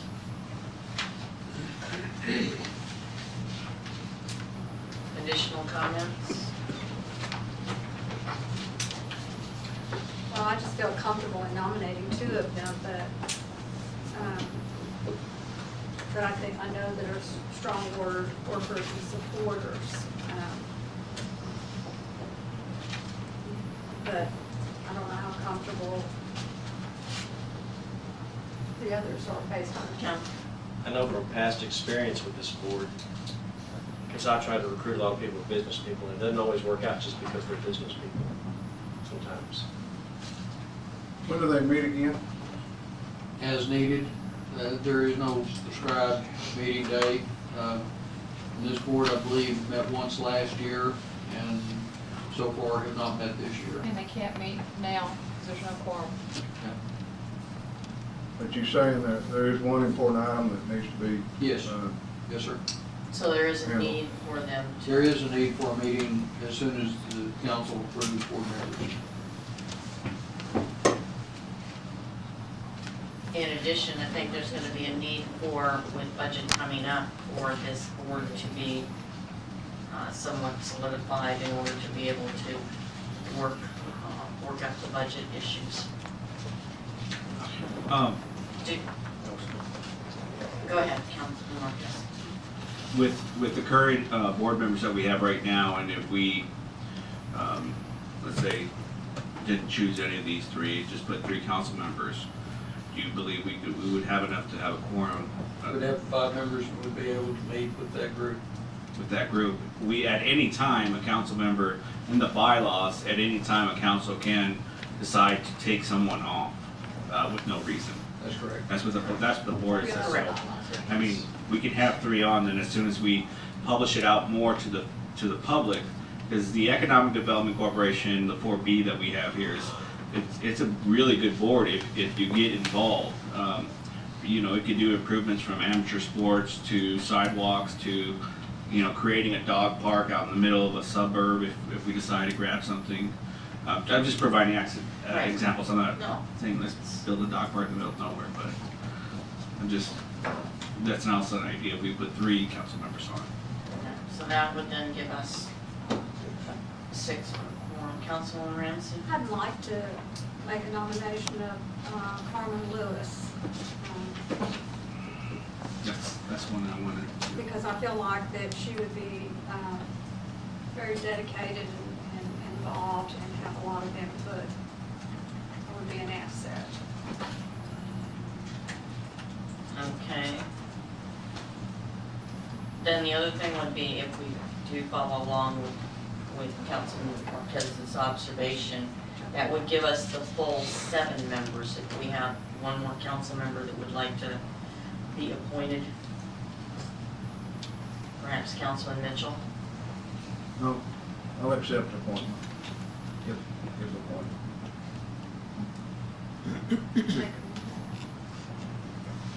Good way to get your feet wet. All right, I have 4 nominations for the 4B EDC. 3 of those are council members. The council members for appointment would be Robert Marquez, Dennis Moore, and Douglas Mitchell. Also have a nomination for Carmen Lewis, who is a citizen volunteer to this board. Those in favor of these 4 individuals being appointed to the 4B EDC board, please signify so by raising your hand and keeping it up. We could go on. Do we need to go by individual name, or do you want to go by individual name? Do we not need to make an emotion? You can just, It's just a a motion and a second. Does it need to be a motion? Okay. Do a motion, a second, and an out loud vote. I was thinking Mayor Pro Tem. Do I have a motion then to appoint Councilman Marquez, Councilman Moore, and Councilman Mitchell to the board, and Carmen Lewis? I have a motion from Councilwoman Ramsey. Do I have a second? I'd like a second with statement. Can I make a statement on that? I appreciate everybody volunteering and getting on that. I also know the 4B is pretty well hamstrung as far as how much money they can spend at this time. It's a long time away, so I don't want anybody to get their feelings hurt for not being put on the board, because it's not going to be exciting as far as spending money and developing things. So yes, I'll make that second. Okay. Councilman Jones? Aye. Councilman Marquez? Aye. Councilman Moore? Yes. Councilwoman Ramsey? Yes. Councilman Mitchell? Yes. That is 5-0 in favor. The motion passes.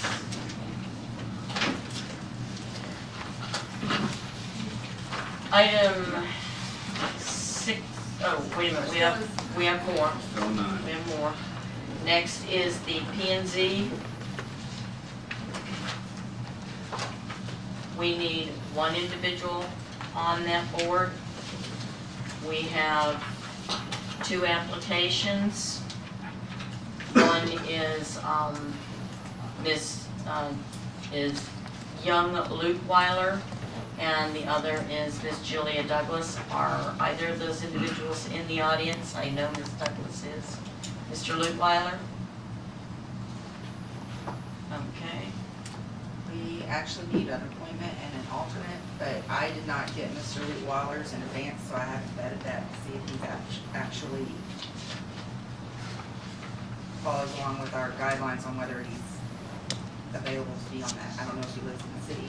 I don't know if he's a registered voter. He does live in the city, he is a registered voter. He's a registered voter. Yes. He's got turned in time.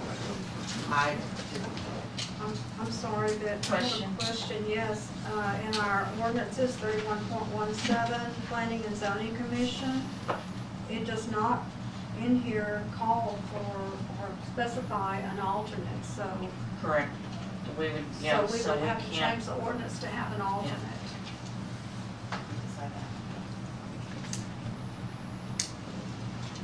We had talked about it.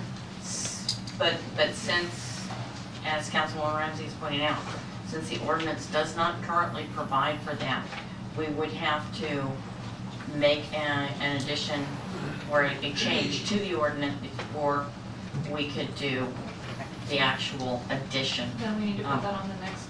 Right, for so we would amendment. need to put that on the next agenda. So And why we're doing that, because I have a note from 2 years ago.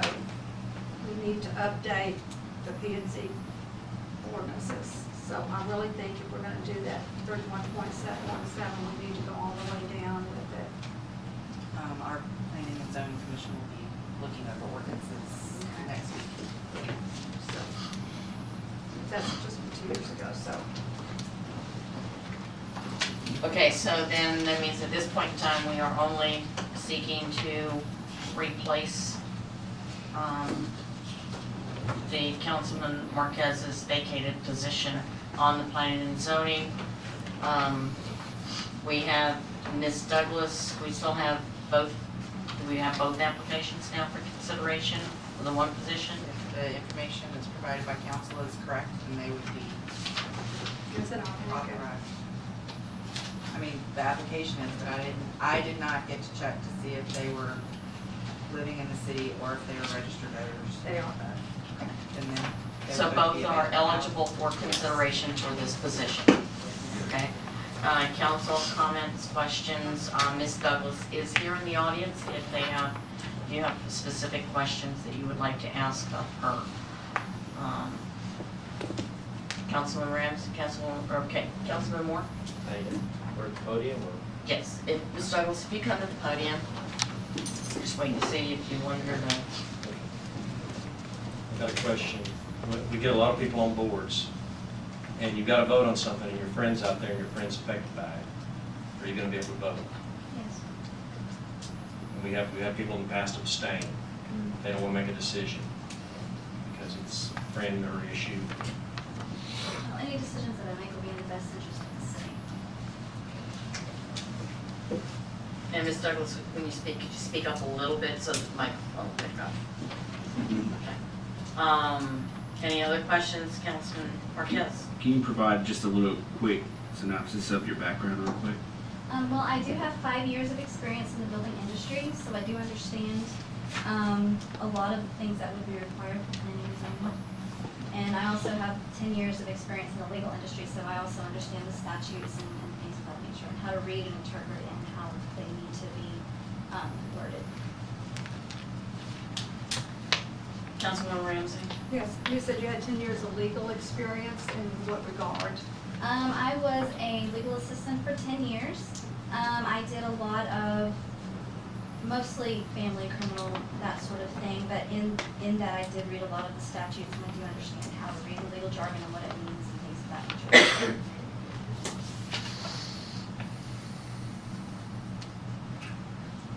And could you give us a little bit of an idea of what, when you say you've had experience in the building and contracting arena, what your work there was, your exposure? Well, I currently am the office manager for a custom home builder in Hood County.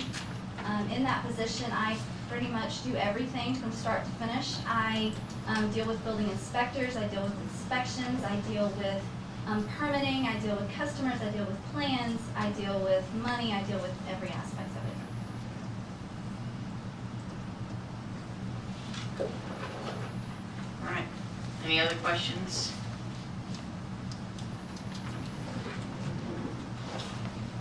All right, then, yes, Councilman Jones? Make a motion, we accept Julia Douglas as an application and put her on the P&Z board. Okay, a motion to appoint Ms. Douglas to the P&Z. Do I have a second to that motion? I second. Okay, I have a second from Councilman Marquez. Councilman Jones? Aye. Councilman Marquez? Aye. Councilman Moore? Yes. Councilwoman Ramsey? Yes. Councilman Mitchell? Yes. All right, the motion passes 5-0 in favor. Welcome to the P&Z board. And I believe we had some nominations. Yes, he did. Regarding CVB Advisory Board? Yes, just one. Okay. We also need to approve or I guess, appoint the alternate. Who is the current alternate? The current alternate is Dave Andrus with Comfort Inn Okay. Suites. Okay. Okay, so he needs to be appointed by council as a permanent or full-time member.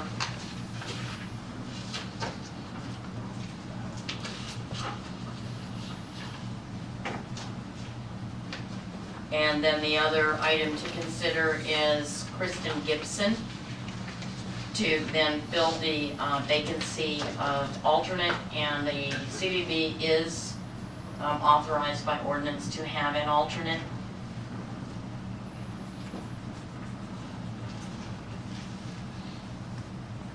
So do I have a motion from the council? Any questions or comments first and foremost? Yeah, we probably do need to we need to remove the previous board member. Has the previous board member resigned, or did they just Never showed up. Okay, We'll make any meeting. okay. So, and who is that individual? Carla Dubix. Okay. Would you spell our last name? Dubic's. Okay, so we actually have 3 different actions. Okay. Question. Yes, sir. CVB board members, are they required to live in the county or? No. No. They are, they either have to, they can reside in the county or be involved in a business Business or attraction. within the county. Majority of the board has to live in the county. Yeah, the majority has to live in the county. Three of the 5. Okay. Yeah. Okay. Very good. Kristen is with the Charge of the promise. Okay. Okay. All right. So first and foremost, do I have a motion to remove Carla Dubix from the CBB Advisory Board based on non-attendance? I have a motion to remove Carla Dubix from Councilman Moore. Do I have a second? I have a second from Councilwoman Ramsey. Councilman Jones? Aye. Councilman Marquez? Aye. Councilman Moore? Yes. Councilwoman Ramsey? Yes. Councilman Mitchell? Yes. Okay, that removal of Carla Dubix from the CBD Advisory Board, the vote is 5-0 in favor.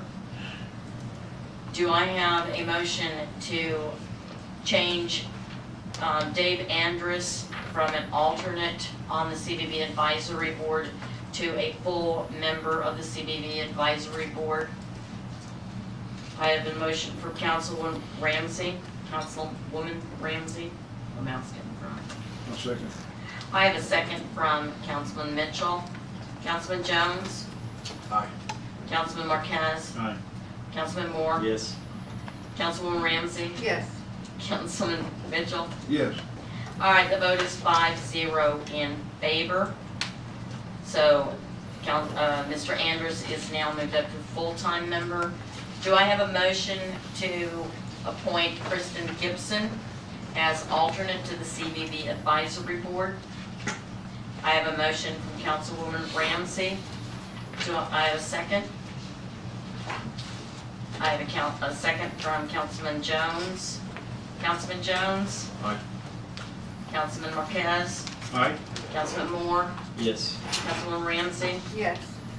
Councilman Mitchell? Yes. The vote is 5-0 in favor that Kristen Gibson is now appointed to the CBB Advisory Board as an alternate.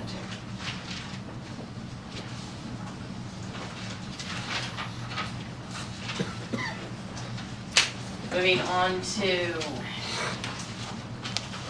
6J on the agenda, discussion and possible action regarding approval of CBB grant application and the amount recommended by the CBB Advisory Board for the Paluxy Pedal held in October, or to be held in October, correct? Okay. Do I have any questions or comments from council? Councilman Marquez?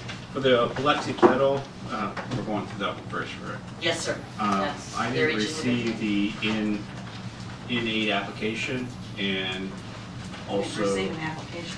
Yeah, I all I have is the hot tax grant agreement.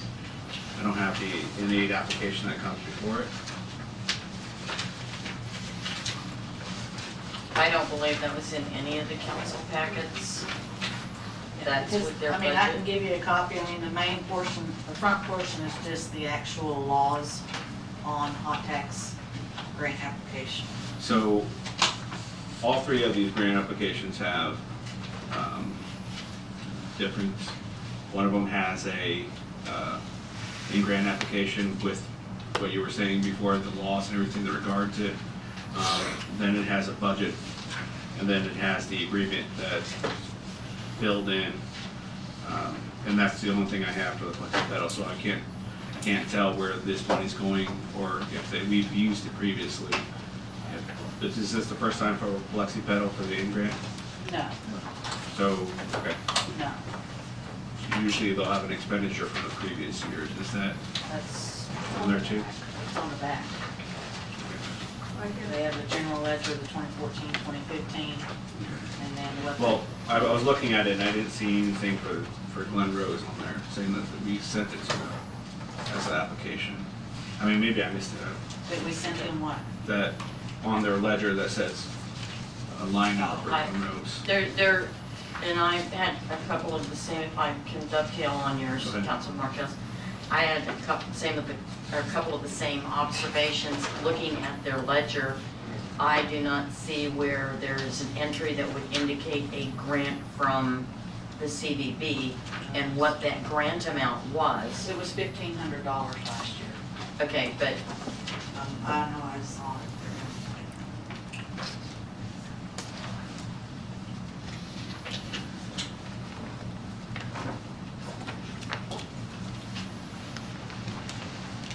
and I don't see it for either of the 2 years provided. Well, they don't have it for the 2015, 2016 year.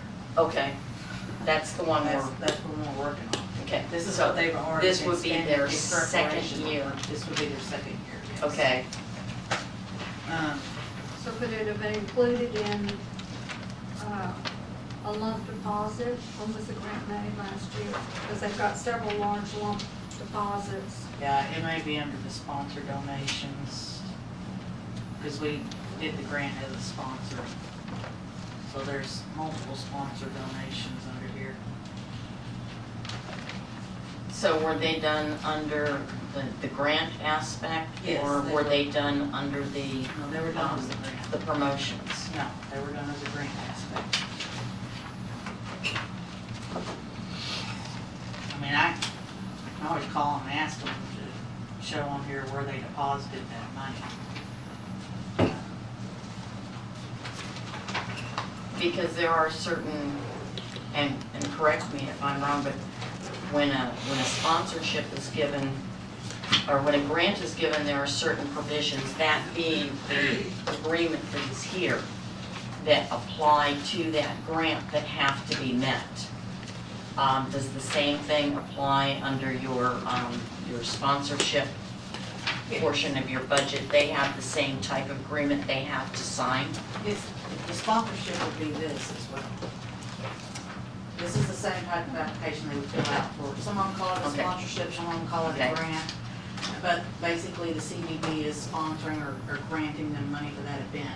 Okay. Part of how, the reason why they would get money is because they have to promote the CVB, Glen Rose, Somerville County. Correct. In order to get monies from the CVB. Okay. So some of them call it a sponsorship because they may use the money to put our name on T-shirts for all of the Flexi Pedal people to ride in. Some of them may use it to buy banners, you know, for the rodeo or something like that. Some of them may use it to put in all their print for all their flyers and information that's going out to everyone. We call it a grant because that's what the state, it is a grant. Okay. But some people considered it a sponsorship And in this. their ledgers. Okay, and this is the second year that they are applying for that. Last year, how much did they apply for? They only received $1,500. I don't have last year's application, but that's all the advisory board granted, and last year was $1,500. And for this year, all the hotels are already booked up for the Flexi Pedal, which isn't until October. They have that many people who have already called in to make their reservations, especially knowing that that's the same weekend as the third week, the Fall Bluegrass Festival and so forth. So the hoteliers that are on the advisory board have checked, and they're already booked for October. Okay, but I agree with Councilman Marquez. We need to know what specifically this money is gonna be used for. Councilman Marquez? The only reason why I say is that out of those 3 applications, and, you know, we're focusing on this one right now, but if you go to the 3rd application, they include a final evaluation report after they receive that grant. And They've not received money from us prior. no. You're talking about the Spartan race? No. Oh. The smoking guns, or the smoking guns, they have a final evaluation. It's blank because, you know, they probably try to fill it up, but Flexi Pedal should have something like that if they received money from us last year, and to show us where that money went. And also, if I had that in-grant application, then I could see where they budgeted that money at. I can always which is ask there. them again for them to show on, Yeah. because this is the ledger that they send us at the end of the year to show us how they use that money. I mean, we don't ask them to send it, we only ask them to send us an end of the year ledger on their total expenses and how the money was spent. And we're working on rewriting our grant approval to make it simpler. If we need to go in there and make sure that we don't care how you spent the rest of the money you got, we just wanna know how you spent the money that we gave you. If that's all you're looking for, then we can go in and update that as well. I think that it's kind of a twofold, and what are you gonna do with the money that you're asking from us, and what other sources do you have, you know, supporting this endeavor also? And Well, that's, That's partly on here as well. You can already see down at the bottom, where they're already getting some of their sponsorships and stuff. yes, for some this of those I year's. were able to identify. So, I mean, they won't know that until the rest of the year as they get more and more of their sponsorships and stuff Okay, for this year. I mean, they wrote down what they got last year, and what they paid for traffic control, and what they paid for shirts and that kind of stuff. okay, like I say, these are, Councilwoman Ramsey? Well, in J, it tells the qualified expenditures, and then it says, see addendum A reflecting the 2015 expenditures, which the expenditures are shown. What I hear that y'all are asking is, it doesn't reflect the exact money that we were given. And again, I reiterate that a lot of times people lump deposits together. If they've got 5 deposits, they're gonna put it all under one thing and may not break it out on their ledger sheet. So, the only reason I brought it up is that the application hotel tax funds that you provided, Smoking Guns, has a description and registration and what you can use and what you can't use, the process, and how the city reserves the right to evaluate where those Right, funds are and going. that's the cover sheet. Not everybody Yeah. turns those back into us. when Well, they are provided them. Yes, they are. So that means, They get a whole that means packet. when we receive an application, that means they abide by them. Right. So, also, that means one of the in-app applications, if you look at the Spartan race and if you look at the Smoking Guns, is that it'll tell you what they are budgeted for that current project and what they're gonna use our grant funds for that money. And that's where I wanna see that. I just. Well, on the and- Flexi Pedal one, the if you Flexi look Pedal at is J, it everything. states it right here. It just didn't write it out number-wise, exactly how many dollars they're gonna spend on it. They're spending them on advertising, CBD, plus their own advertising, printing brochures, rental of porta-johns, payment of law enforcement, supplies, and materials. And then they say see addendum A for reflecting 2015 expenses. So that's what they wrote on on what they were going to spend this money on, whatever we would give them. And this is the final agreement that the council has required, or has requested in the past to see, in addition to the because I've seen it come before the council with both of these items in the packet. I think that's where, for some of the new council members, where some of the confusion is coming in, that Well, we've got two different sets of information here for basically the same thing. well, And, from now on, I'll add the beginnings, most of the time, when they fill out the applications and send them back to me, they keep that top copy of all what they can use it for and the state laws correct. for getting grant money, so that they know, they have a record of that, they don't send that back to me.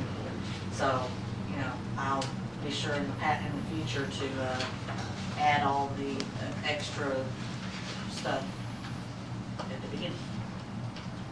I do have a copy of the, just of the front pages of. No, I'm looking for the in-grant application, Yeah, not the front part.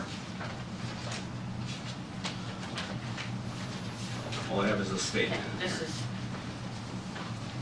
do you have your packet? Ms. Nobles? This is the one on, it's in the Spartan.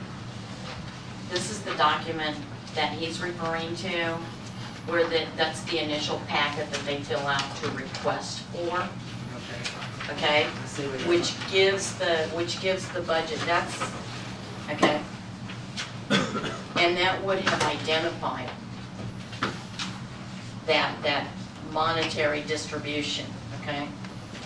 The other one, as I understand, is the agreement for them to actually receive it. It's the binding agreement. The other is an application.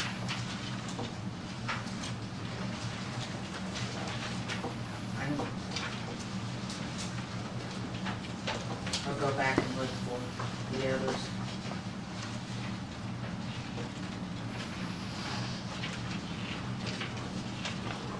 I mean, there's still time if you'd like for me to hold off on this one till next council meeting.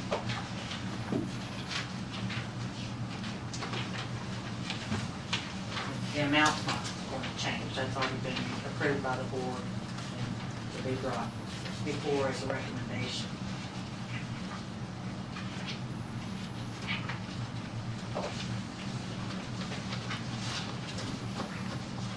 So, Counselor, were there any other questions, or do we want to postpone this one until the next, Councilman Jones? I know this question may have been answered like 3 or 4 minutes ago, but nowhere in the 2014, 2015, or the 2015, 2016, that the 2015, 2016 is last year's race, it's not this year's race.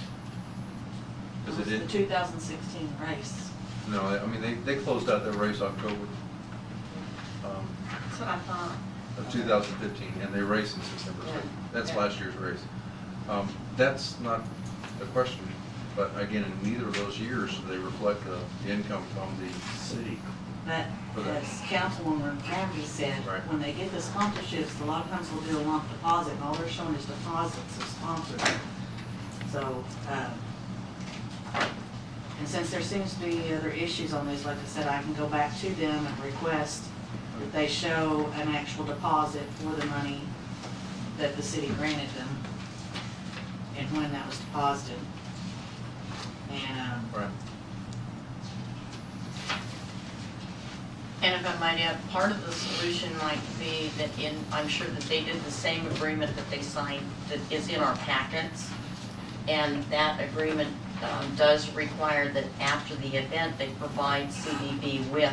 So a lot of the answers may be in those 2 years of actually, agreement looking through compliance. previous agreements, there was no, I realize that the, said That there is- was, but that's there not- were yeah. no, none of that. Okay. Okay, so, That's why this year we're They making may have sure that to- they are getting their expense reports after, I think they have 45 days after the actual Right. event to turn in their actual expense report at the end of their event, so Right. they close everything. and that's something that you didn't have and you're fixing. But then you can kind of understand where we're asking questions now about, they were given. And plus the fact that $1,500 last year, now jumping to $6,000 for this year is a pretty tremendous leap. I will verify that for sure. I have 2 different bike races. One of them is a different one. Maybe the time trials Yeah, they may only be the $1,500. I'll have to go back and look and see which one. I just know the board went over this versus, what we had, and they felt that this one, being hoteliers and stuff, and other business people, that this one does guarantee money coming into the community. It's already proven on their hotelier records for hot tax money, And, for already pre-bookings. and I don't think anyone in the council is questioning that. Councilman Marquez? I'm not questioning it. Blessed Bill does bring a lot of stuff, and it's, you talk to the writers. But if I may, can I make a motion to postpone? That's what I was gonna say, do we? Make a motion to postpone this application until next council meeting? Yes. We don't have to have a motion. Okay, Okay. postpone it. So we're gonna postpone this into the next council meeting. Madam Mayor, members of council, I will work with Kelly and we'll streamline these forms so that you get the information that you're looking for. Okay. City Secretary, that's to the July council Got it. meeting. Yeah. Okay, moving on to the next item is discussion and possible action regarding approval of CVB grant application and the amount recommended by the CVB Advisory Board for the Spartan race held in October. Okay, questions, comments from the board members? For the amount of 12,000, have they given you a example of what they're going to be doing for Glen Rose? Part of their, there's a attachment back here and a list of items that they normally bring it down with them, that they're looking to buy local this year. It would be some of the things they probably use it for, like the straw around hay, stone, sand, ice, firewood, wood chips, red dye diesel, fuel. The Spartan race they gave me a list also of how many miles people travel to come to this. We had over 8,700 contestants last year. And so it will be on advertising, it'll be on their t-shirts, promoting. I'm sorry. The only reason why I asked is because last year's virtual magazine for Spark didn't really publish anything for Glen Rose. Kind of just said the Dallas Beast. The year before published something in Glen Rose but didn't have pictures of Glen Rose. That is one thing that the advisory board has asked me to go back to them and tell them that we will grant them this money, but it needs to be changed from the Dallas Beast to the Glen Rose Beast, or to reflect that it's in Glen Rose, Texas, because if you look at the address, it actually says La Pan is one of the I think addresses. it's Arendelle or Iredell, yeah, It's it says Iredell. Iredell. Yeah, I understand that too, but I would suggest for these products to either get with the Chamber of Commerce or something to produce vendors that currently have that product and get in contact with their marketing and purchasing, but. But this is far enough out, and they have changed it to Glen Rose Beast.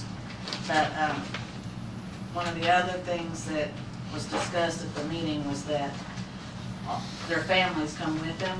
However, it's $25 charge per person to go in and watch it.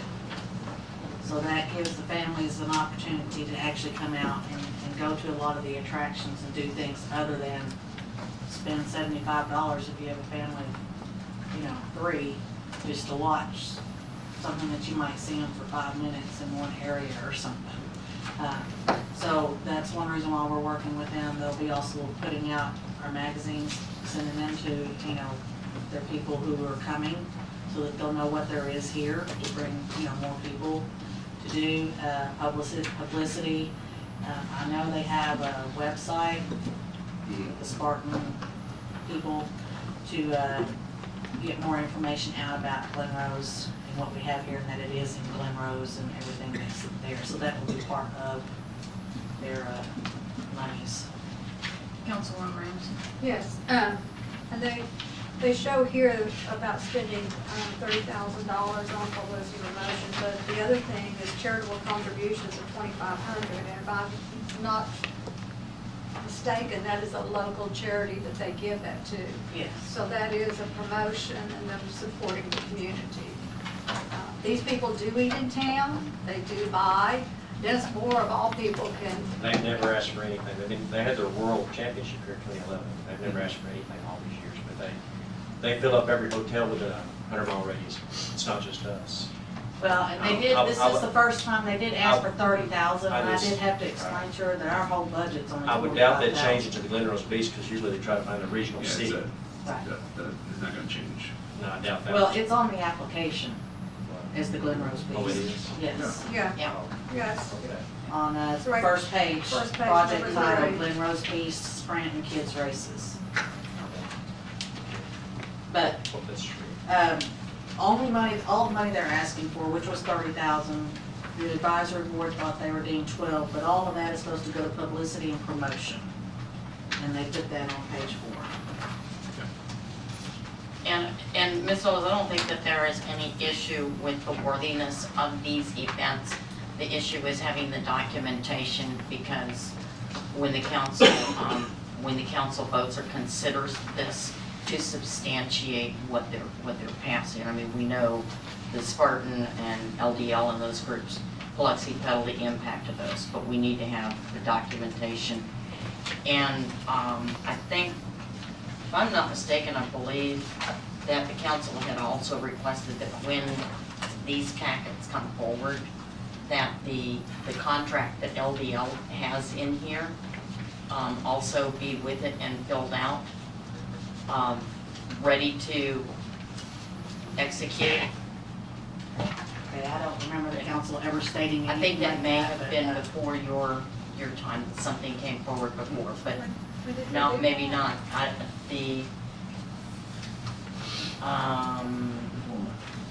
Well, maybe not.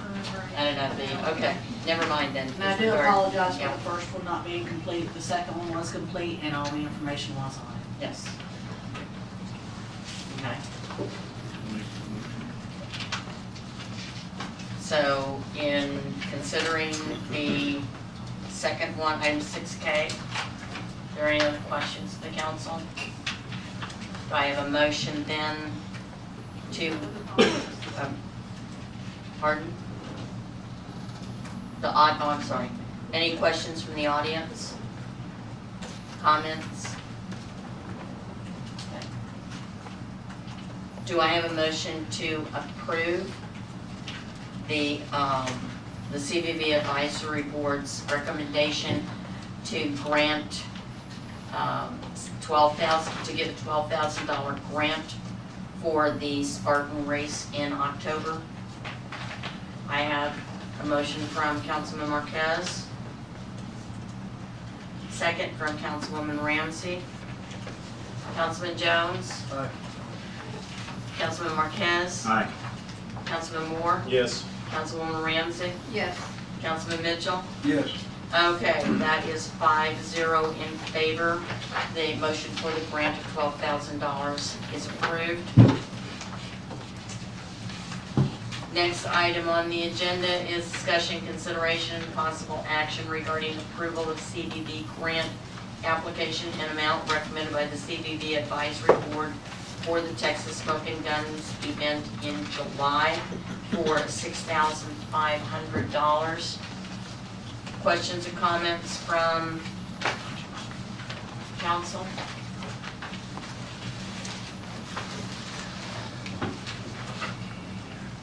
Councilman Marquez? Sorry. Number 11, brief description of the project, it's blank. And for the description summary. And number 13, which is provide a following budget for the project only, is currently blank for this in-app application. Okay, well, on number 10 on the page previous to this, it's to facilitate promotion and advertising of the event. That's all they're asking money for, is the advertisement and promotion of the event. So they're only asking for money for publicity and advertising, promotion.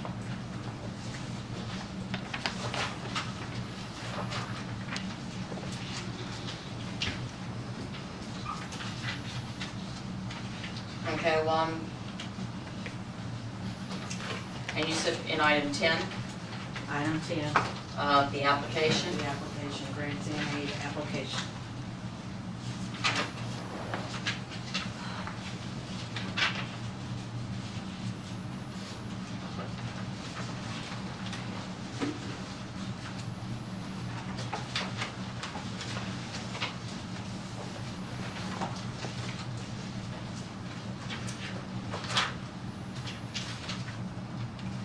Okay, because in section 5 of the agreement that is attached to that packet,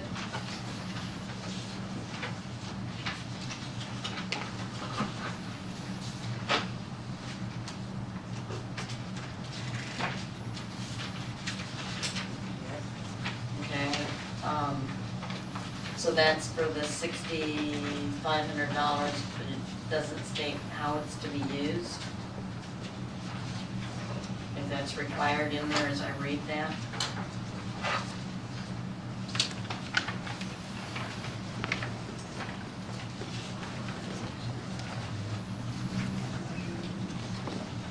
That's section 5A of the agreement. Obligations to the city.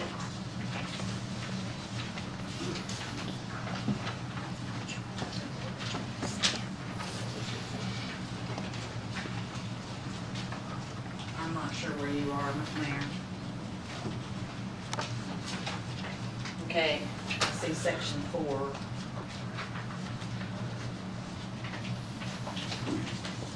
And mine goes to section 7 and 8. okay. In section 4, here's section 5 on the flip side of, Because we don't have the flip side. ah,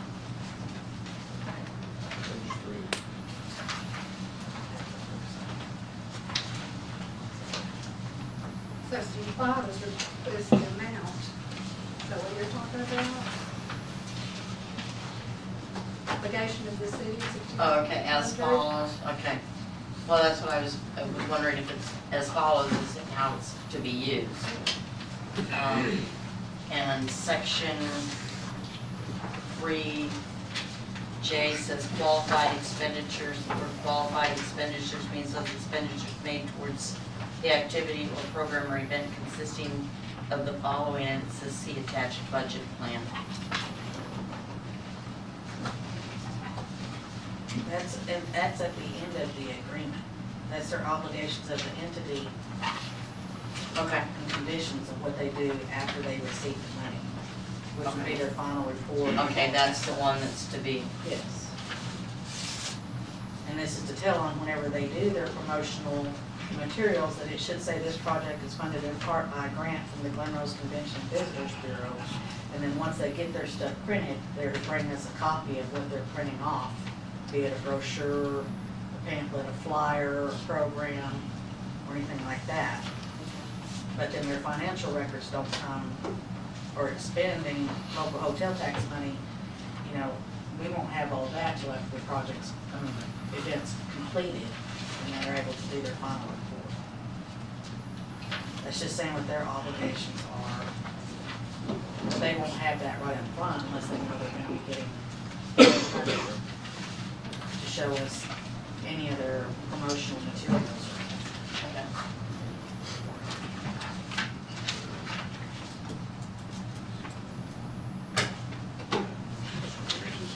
Do you not have front and back either? I do have the in-grants application, but somehow the final evaluation part got merged with the in-app grants application. So if you go to page 1, it'll say, it's the first one on the left, it'll say final evaluation report. On the right, it'll say in-grants application. Behind that, because it's two-sided, It's too, it didn't. it has the evaluation report. You know, again, I'm all about all these. We've done this multiple times. Is this second time or third time, or we've done this? Is this what, third time for smoking guns, isn't it? Second. Second? I mean, I wasn't here last year, I know Right. they did got something last year. Yeah, and Nicole said last year it was the second time. last year, yeah, and I know initially, the first time they ever came through, it's my understanding that it was a small grant that they were given, and then they were given another one, so I believe this is the third, because there were certain things that the advisory board wanted them to show, since they were newcomers, okay? So, But again, it's, accuracy and transparency, and just to make sure that we know where the taxpayers' monies are going, the citizens' monies are going. So, this one's still not incomplete. It's incomplete also, so I would move for next month, even though it is in July, and they on the application does say it's ASAP, I still don't feel comfortable approving it. it almost appears like a bunch of paperwork that kind of flip-flop around, and so it's making everything difficult to understand. It's mixing things up. Councilwoman Ramsey? I guess my problem with all of this is that we set up an advisory board, and obviously the advisory board went through everything with a fine-tooth comb, knowing four of the people on the advisory board, and they made these recommendations, and, for what they believed was the best interest in the city and the hot tax thing. So I have a real problem with us questioning the advisory board. If we're gonna nitpick it, then we need to get rid of the advisory board and just come straight to council.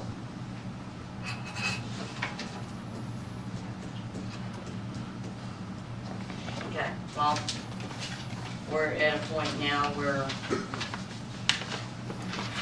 it's on a motion. I have a question. Question? Yeah, they were here last year and the year before, you say, what kind of crowd did they bring? Participation? This year, they've already been advertising for the Glen one, because this is the last step before they head to Las Vegas for their finals. Okay. People will either come here from all over the nation, or they will go to North Dakota.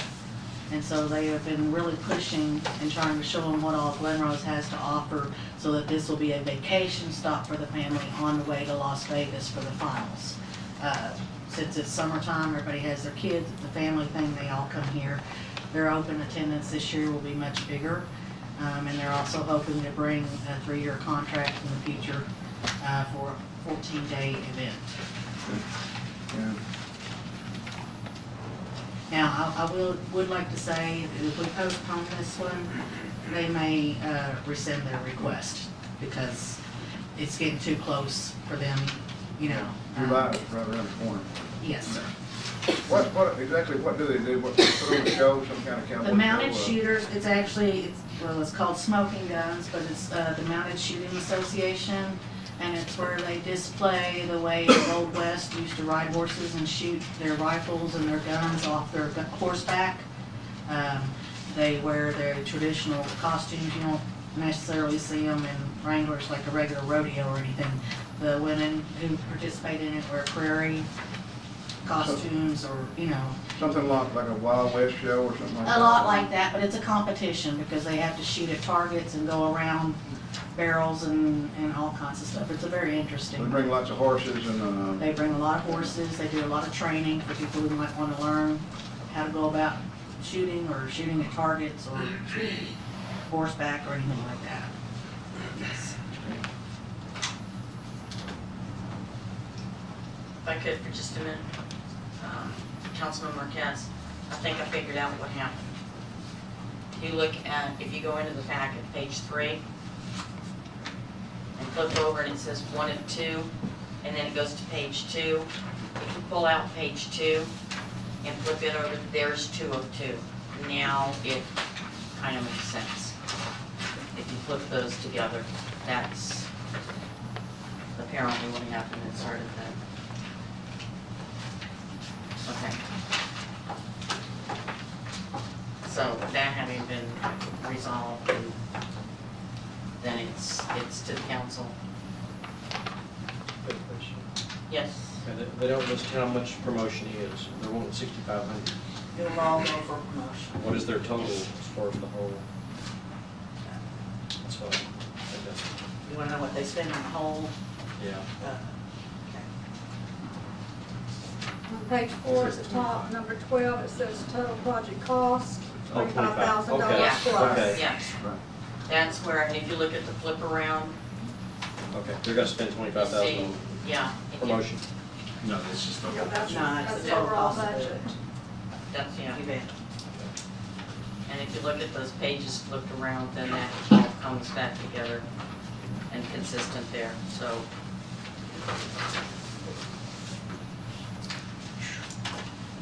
Okay, so theirs is going 100% to advertising. Ours will be going Councilman Jones, for the or, advertising. yeah, Out of 20. 6500. I'll make a motion, we accept the agenda for the, approving the grant for $6,500 for smoking guns. Second. Okay, and I have a second on that from Councilwoman Ramsey. Councilman Jones. Aye. Councilman Marquez. Nay. Councilman Moore. Yes. Councilwoman Ramsey. Yes. Councilman Mitchell. Yes. Okay, that's 4 is in favor, 1 opposed. The motion passes for the approval of a $6,500 grant for Texas Smoking Guns event in July.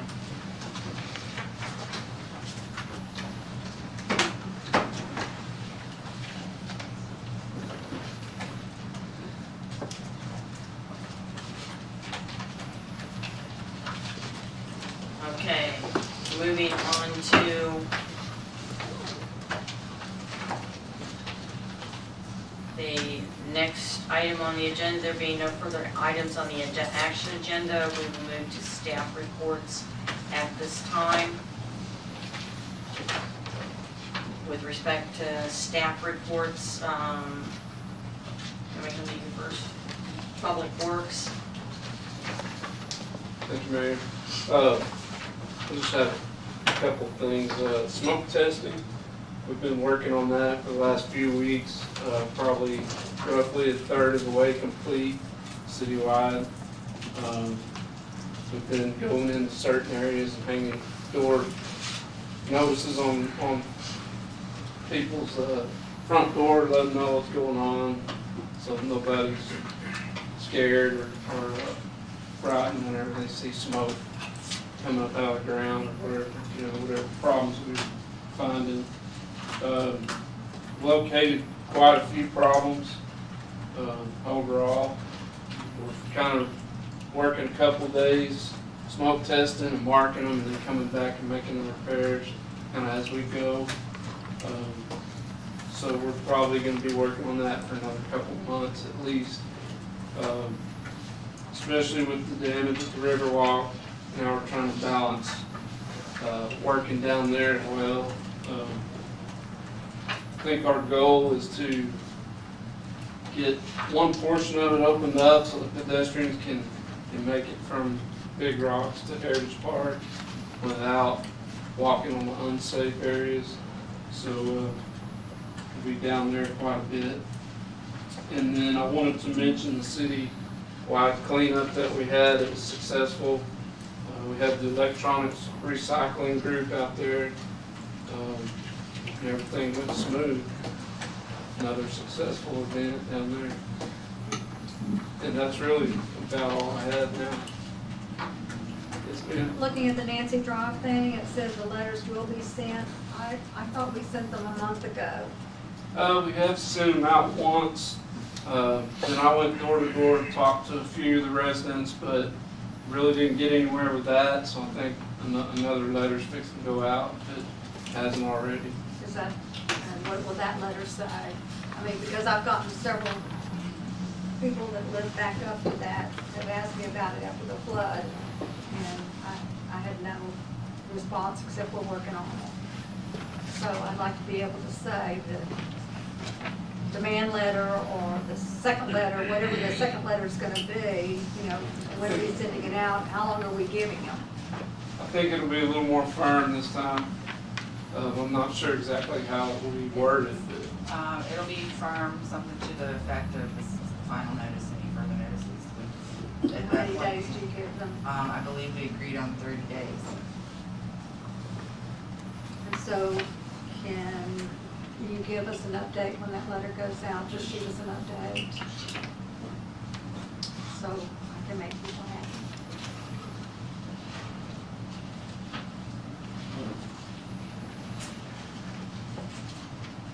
Okay, any further questions for? Jim, on the Riverwalk, are they gonna be able to walk on the concrete part of it, or? I believe what we're gonna try to do is put a more permanent fence than that. Use that orange netting. They're just walking over that. Yeah. We're gonna put some more permanent, solid fencing from, the Circle Drive over to the river. Yeah. And then we will have that open where they They can go come across the dam, down the sidewalk, and onto Grand Avenue. at Okay, Circle okay, that's Drive. what I was getting at. They're not gonna be able to walk on it. Correct, yeah. Because it's too late. Keep them off of We're that. gonna do a little so- detour then from there. That's kind of what I was wondering. Thank y'all for all that you're doing out there because I know it's overwhelming. Yeah, it's a mess. Do y'all have summer help to help you with this? We did end up getting one to help us. Is there, I mean, do you need more for just a temporary? I don't think help? so, I mean, Work we'll it out. try to juggle, and see what happens. Thank you for all that you do. You're welcome. And Jim, if you could have Chester let me know, I know that, Miss McElvain with Keep Glen Rose Beautiful area would like to go in and do also a cleanup of Big Rocks area. But because of the debris that was in there, if you could let me know so I can pass on to her when you guys deem that it is safe for them to go into that area to do their pickup, clean up smaller debris and trash. I know we had some pretty big stuff to get out of there, so, yeah. Okay. And same thing with the River Walk, when that's ready for them to go in. I know they're already gonna do Heritage Park.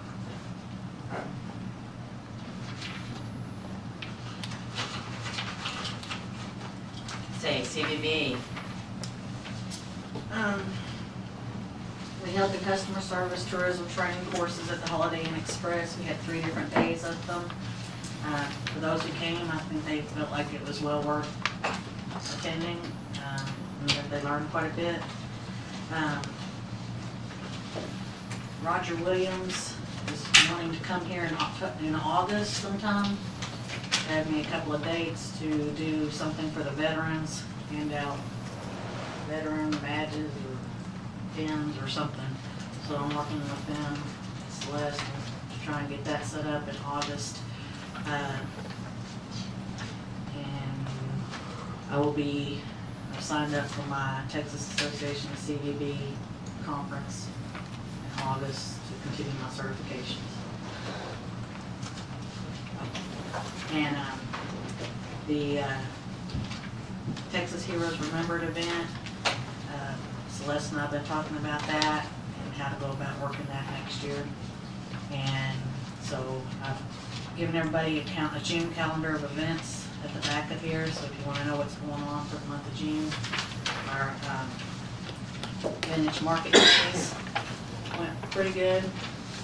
The rain, we fielded phone calls all day Friday, basically because people heard on the news Glen Rose was destroyed and shut down, so they were afraid to drive here. And then the Model A Ford Club people came this past week and very much enjoyed the town and what all we had to offer.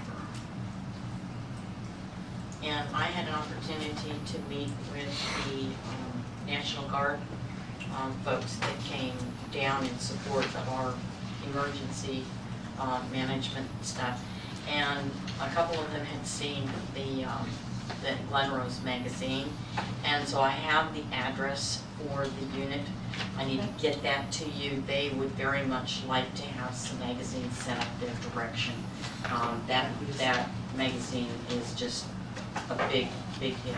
It's Yes, it is. really doing a lot of good. Excellent, again, excellent job on that. Thank you. Are there any questions? Yes, sir. Speaking of that magazine, it's a really good magazine. And you were talking about unit, they have a visitor center on the bases that you could probably reach out to. And then it'll go to all the bases within there. Because I've ran into a lot of military people, either at Willow Branch, because they find out that aquifer is right there, that reservoir is there, or they're actually just going passing through the Balsa Rim with the discounted tickets that they give out to the military. Okay.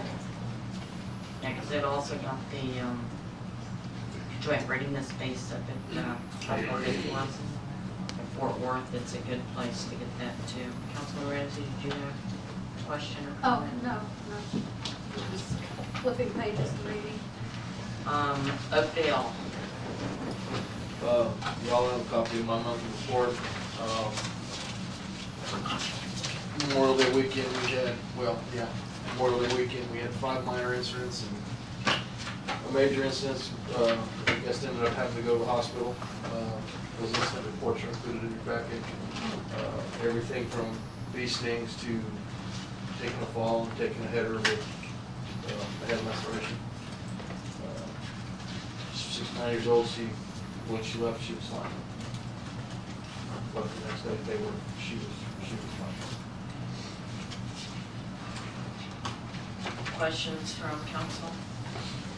Comments? We have a timetable on when the pool will open. We're anticipating next week, Dennis.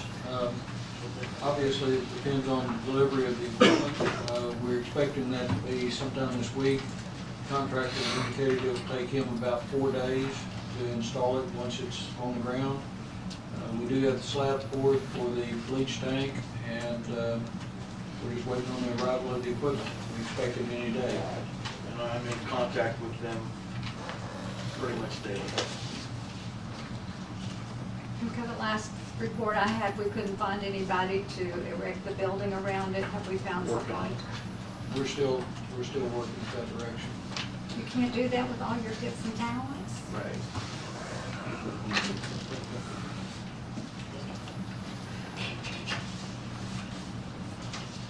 All right, moving on to, Buck is not here this evening. Was there anything? Police department and animal control, you have a report from both of those.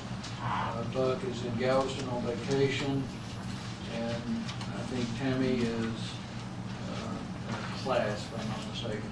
I may be wrong on that, but anyway, you have their reports.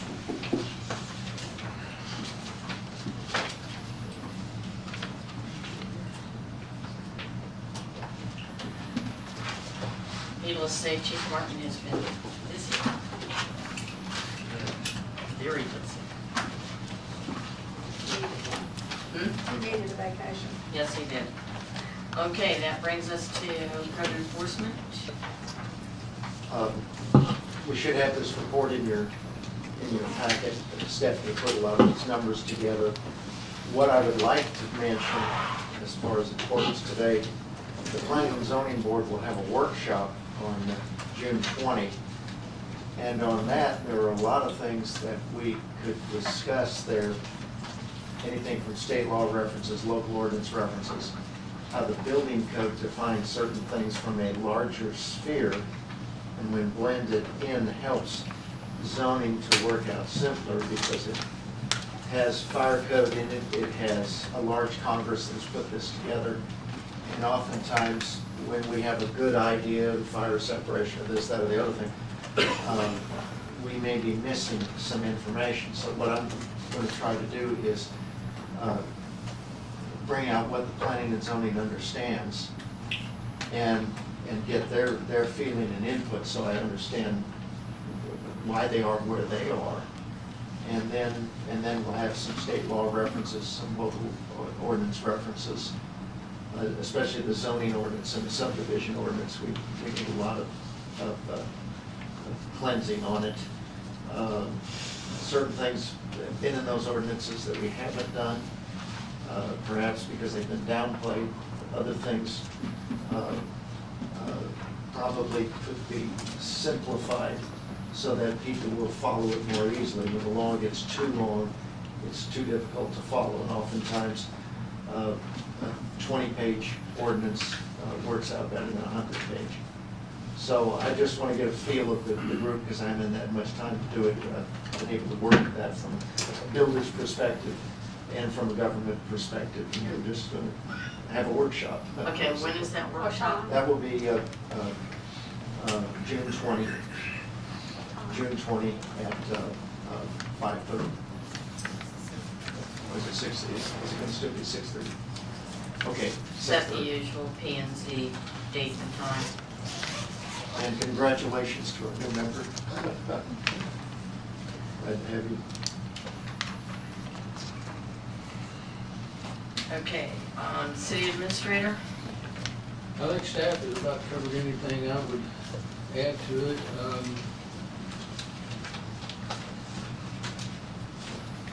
Do we have a status yet on the audit?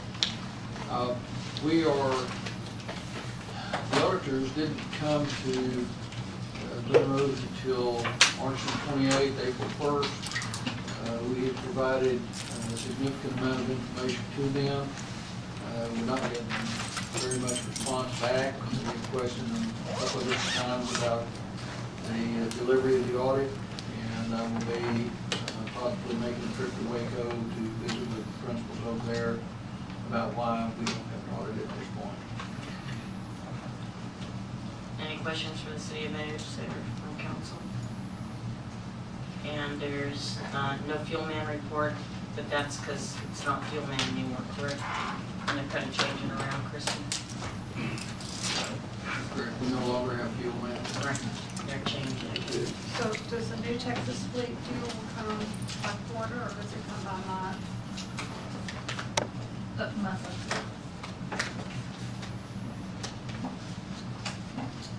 Okay. All right, any other questions for staff from council? Then there being no further items on the agenda and no further questions from staff, this meeting is adjourned at 8:03.